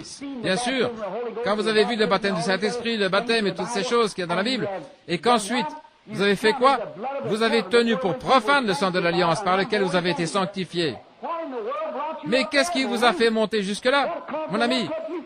Qu'est-ce qui vous a gardé empêché d'être un vil pécheur? Qu'est-ce qui a retiré le péché de votre vie? La cigarette, l'alcool, les femmes retirées de votre vie, les choses qui ne devraient pas y être. Qu'est-ce qui a fait ça? Le sang de l'alliance. Ensuite, vous êtes venu assez près pour goûter les raisins de l'autre pays. Et vous avez honte de l'Évangile. Vous avez peur de votre dénomination. Que Dieu ait miséricorde. Oui, monsieur. Vous avez tenu pour profane le sang de l'alliance et outragé les œuvres de la grâce. Il est impossible que celui-là entre un jour dans le pays. Qu'est-ce qui s'est passé? Je vous pose une question. Moi, je suis un typologue. Et tout homme qui connaît la Bible est un typologue. Est-ce qu'un seul de ces hommes-là est entré dans le pays promis? Pas un seul. Qui l'a fait? Qui est entré? Ceux qui sont allés les premiers, qui sont revenus en disant, nous pouvons nous en emparer. Nous pouvons recevoir le Saint-Esprit parce que Dieu l'a dit. Pierre a dit le jour de la Pentecôte que si je me repentais et que j'étais baptisé au nom de Jésus-Christ, je recevrais le Saint-Esprit. Que la promesse est pour moi. Je suis prêt à le faire. Elle m'appartient. La promesse m'appartient. Saisissez. Maintenant, la promesse m'appartient. Je la reçois. Elle m'appartient. Certainement. Ils ont été les seuls. Vous dites, mes frères Branham à la résurrection. Ils n'y seront pas. Ah non? Non, monsieur. Jésus a dit. Et il disait, tu prétends être aussi grand que Moïse, et tu as dit que tu avais vu Abraham. Et il disait, alors qu'Abraham est mort, voyons, tu n'as pas plus que 50 ans, et tu dis que tu as vu Abraham. Il a dit, avant qu'Abraham fût, je suis. Oh là là, le je suis, le Dieu éternel, toujours présent, pas hier, pas demain, je suis. Voyez-vous, le Dieu toujours présent, Elohim. Je suis. Alors ils ont vu le tuer à ce moment-là. Ils disaient, eh bien, nos pères ont mangé la manne dans le désert pendant 40 ans. Dieu a fait descendre du pain directement du ciel, il les a nourris. Ils allaient à l'église, ils étaient bons membres d'église pendant 40 ans. Ma vieille maman est morte dans cette église et tout le reste. Mes pères ont mangé la manne dans le désert pendant 40 ans. Et Jésus a dit, et ils sont tous morts. Mort, ça veut dire la séparation éternelle. Ils sont tous morts. Mais moi je vous dis que je suis le pain de vie qui est descendu du ciel d'auprès de Dieu. Si un homme mange de ce pain, de l'esprit, il a la vie éternelle, il ne peut pas périr. Et je le ressusciterai au dernier jour. Oh frère, n'est-il pas merveilleux? N'est-il pas merveilleux?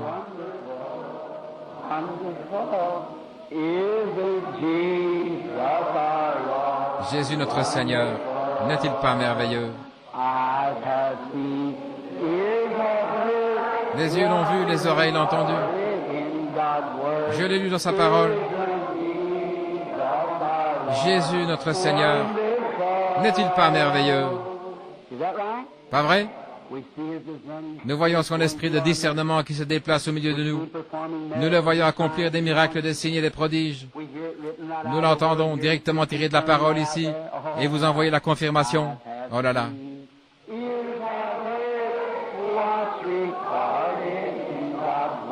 Je l'ai vu, entendu dans la Bible, je l'ai lu. Jésus, mon Sauveur, est merveilleux. Encore 2 ou 3 minutes. Il y aura un baptême, service de baptême. Et maintenant, pour ceux qui vont être baptisés, que les femmes aillent de ce côté-ci et les hommes par ici. Donc, les hommes à ma gauche, par ici, de ce côté-ci, et les femmes de ce côté-là. Il y aura des sœurs qui vous attendront là, avec les vêtements appropriés. Alors, s'il y a un homme ou une femme ici ce matin, et vous êtes convaincus, vous croyez à la parole de Dieu, et vous croyez que Dieu tient sa promesse, qui dit que si un homme se repent complètement de tout son péché, à ce moment-là, le sang n'a encore rien accompli. Non, c'est seulement votre foi en Dieu. Dieu qui appelle. Le souffle de Dieu. Il vous appelle. Je n'ai jamais été baptisé. Mais si seulement je pouvais commencer à agir différemment. Oui, vous faites marche arrière. Vous faites demi-tour, vous prenez un nouveau départ. Oui. Eh bien, je ne l'avais jamais vu, tout à fait comme ça. Eh bien, cher frère, je voudrais que vous montriez un seul passage de l'Écriture ou quiconque. C'est ce que je propose depuis 31 ans de ministère autour du monde, devant les évêques et tout. Où une seule personne n'a jamais été baptisée autrement que dans le nom de Jésus-Christ. Et tous ceux qui n'avaient pas été baptisés dans le nom de Jésus-Christ devaient venir se faire rebaptiser à nouveau dans le nom. Dieu n'a eu qu'un seul nom, et son nom est Jésus. C'était son fils. Il a pris le nom de son fils. Dieu. Maintenant, Jésus, le corps, était un homme. Nous savons cela. C'était le Fils de Dieu qui avait été couvert de son ombre. Or, nous ne croyons pas à une unité comme celle dont parlent les gens qui disent que Dieu est comme votre doigt. Nous croyons qu'il y a 3 attributs de Dieu. 3 attributs dans lesquels il s'est manifesté. Mais il y a un seul Dieu. C'est juste. Nous ne croyons pas. Je vais l'exprimer comme ceci. Nous croyons que Dieu a existé en 3 fonctions. Il y a un office sur la terre, à un moment donné. Maintenant, les femmes allaient de ce côté-ci et les hommes de l'autre côté, ceux qui doivent se préparer pour le baptême. Maintenant, Dieu a eu 3 offices. L'un s'appelait la paternité ou la dispensation du Père. L'autre s'appelait la filiation. Et l'autre s'appelait le Saint-Esprit. Maintenant, aujourd'hui, dans quelle dispensation œuvre le Père aujourd'hui? Le Saint-Esprit. Qu'est-ce qui a été dans le passé? Jésus. Qu'est-ce qui a été avant ça? Le Père. Il n'y a qu'un seul Dieu, pas vrai? Il est Père, Fils et Saint-Esprit. Ces 3-là, ces 3 fonctions d'un seul Dieu. Un seul Dieu. Bon, mais Père n'est pas un nom, n'est-ce pas? Je voudrais vous poser une question. Là, je vais vous citer Matthieu 28, 19, où Jésus dit, « Allez, faites de toutes les nations les disciples et baptisants dans le nom, N-O-M, du Père. » Maintenant, je vais voir si vous connaissez bien votre écriture. Dites-moi quand je vais dévier. Puis il leur dit, « Allez par tout le monde, prêchez l'évangile à toute la création. Celui qui croira et qui sera baptisé sera sauvé. Celui qui ne croira pas sera condamné. Voici les signes qui accompagneront ceux qui auront cru. En mon nom, ils chasseront les démons. » Jusque-là, c'est conforme. Ils parleront de nouvelles langues, saisiront le serpent. Maintenant, je vais vous citer Matthieu. Écoutez. Je demande à n'importe quel historien. Ceci est enregistré, ça va partout dans le monde. Je demande à n'importe quel historien de venir me voir avec un texte biblique. Un texte pas biblique, un texte biblique ou une preuve historique, une citation tirée de l'histoire qui indiquerait qu'un protestant, que qui que ce soit, ait déjà été baptisé dans le nom de Père, Fils et Saint-Esprit avant que l'Église catholique décrète ça au Concile de Nicée. Maintenant, c'est enregistré, ça va dans le monde entier. Les bandes sont traduites dans 37 langues différentes. Je suis même prêt à vous faire traverser l'océan à mes frais. C'est exact. Père, Fils et Saint-Esprit, C'est un dogme catholique faux, une fausseté. Ce n'est pas le baptême chrétien. C'est exact. Luther a pris ça de l'Église catholique, avec le catéchisme, et Wesley l'a adopté, et ça a continué. Mais c'est maintenant le jour de la manifestation des fils de Dieu, où les mystères qui avaient été cachés depuis la fondation du monde doivent être révélés. C'est maintenant l'heure, certainement. Rappelez-vous, dans la Bible, pas une seule personne dans la Bible n'a été baptisée dans le nom de Père, Fils et Saint-Esprit. Pendant les 300 ans qui ont suivi la mort du dernier apôtre, personne n'a jamais été baptisé dans le nom de Père, Fils, Saint-Esprit. J'ai lu les deux, les pères avant Nicée et le concile de Nicée. C'est là qu'ils ont organisé ce qu'ils appellent l'Église chrétienne universelle. Et ils en ont fait une organisation et l'ont imposée à tout le monde. C'était l'Église catholique. Le même mot catholique veut dire universel. Une Église chrétienne universelle, mondiale. Une seule Église qui couvrirait le monde. Et ce christianisme, ils l'imposent aux gens. C'est là qu'ils ont adopté, ils ont enlevé Vénus pour y mettre Marie, ils ont enlevé Jupiter pour mettre Paul. C'est encore du paganisme. C'est exact. L'Église catholique, c'est de là qu'elle est sortie.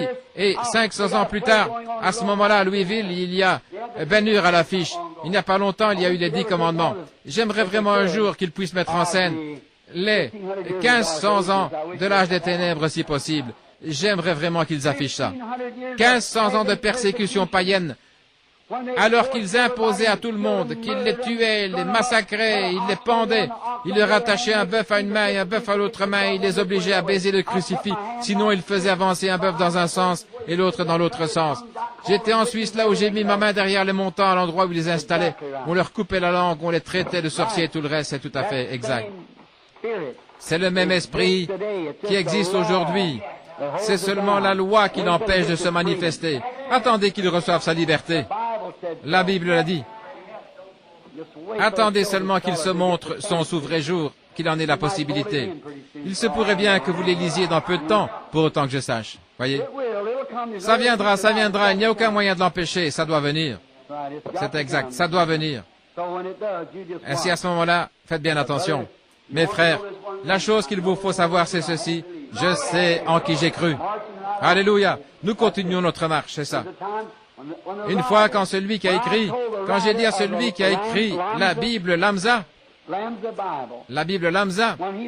quand il a regardé et voyant cet ancien signe de Dieu, exactement là où j'ai les 3 petits points, qu'est-ce que c'est? Il a dit, c'est Dieu en 3 attributs. J'ai dit, tel que Père, Fils et Saint-Esprit. Il m'a regardé, il a dit, vous croyez ça? Et j'ai dit, oui, monsieur. Il a dit, quand j'ai vu opérer ce discernement l'autre soir, j'y ai pensé que vous étiez un prophète du Seigneur. Il a dit que Dieu vous bénisse. Il a passé son bras autour de mes épaules et il a dit, maintenant je le sais. Il a dit, les Américains ne le savent même pas, ils ne savent rien du tout. Il a dit, ils essaient de prendre un livre oriental et d'en faire un livre occidental. Ils ne connaissent même pas leur Bible. Il a dit, il n'y a sous le ciel aucun autre nom, car tous ceux qui ont été baptisés au nom de Jésus-Christ. 3 personnes en un seul Dieu, ça n'existe pas. En lui, ses frères, Lamsa, c'est lui, Dr Lamsa, le traducteur de la Bible Lamsa, qui est un ami intime d'Eisenhower et de tous les grands diplomates du monde et tout. Et il m'a entouré de ses bras et il a dit, un jour, ils vont vous abattre à cause de ça.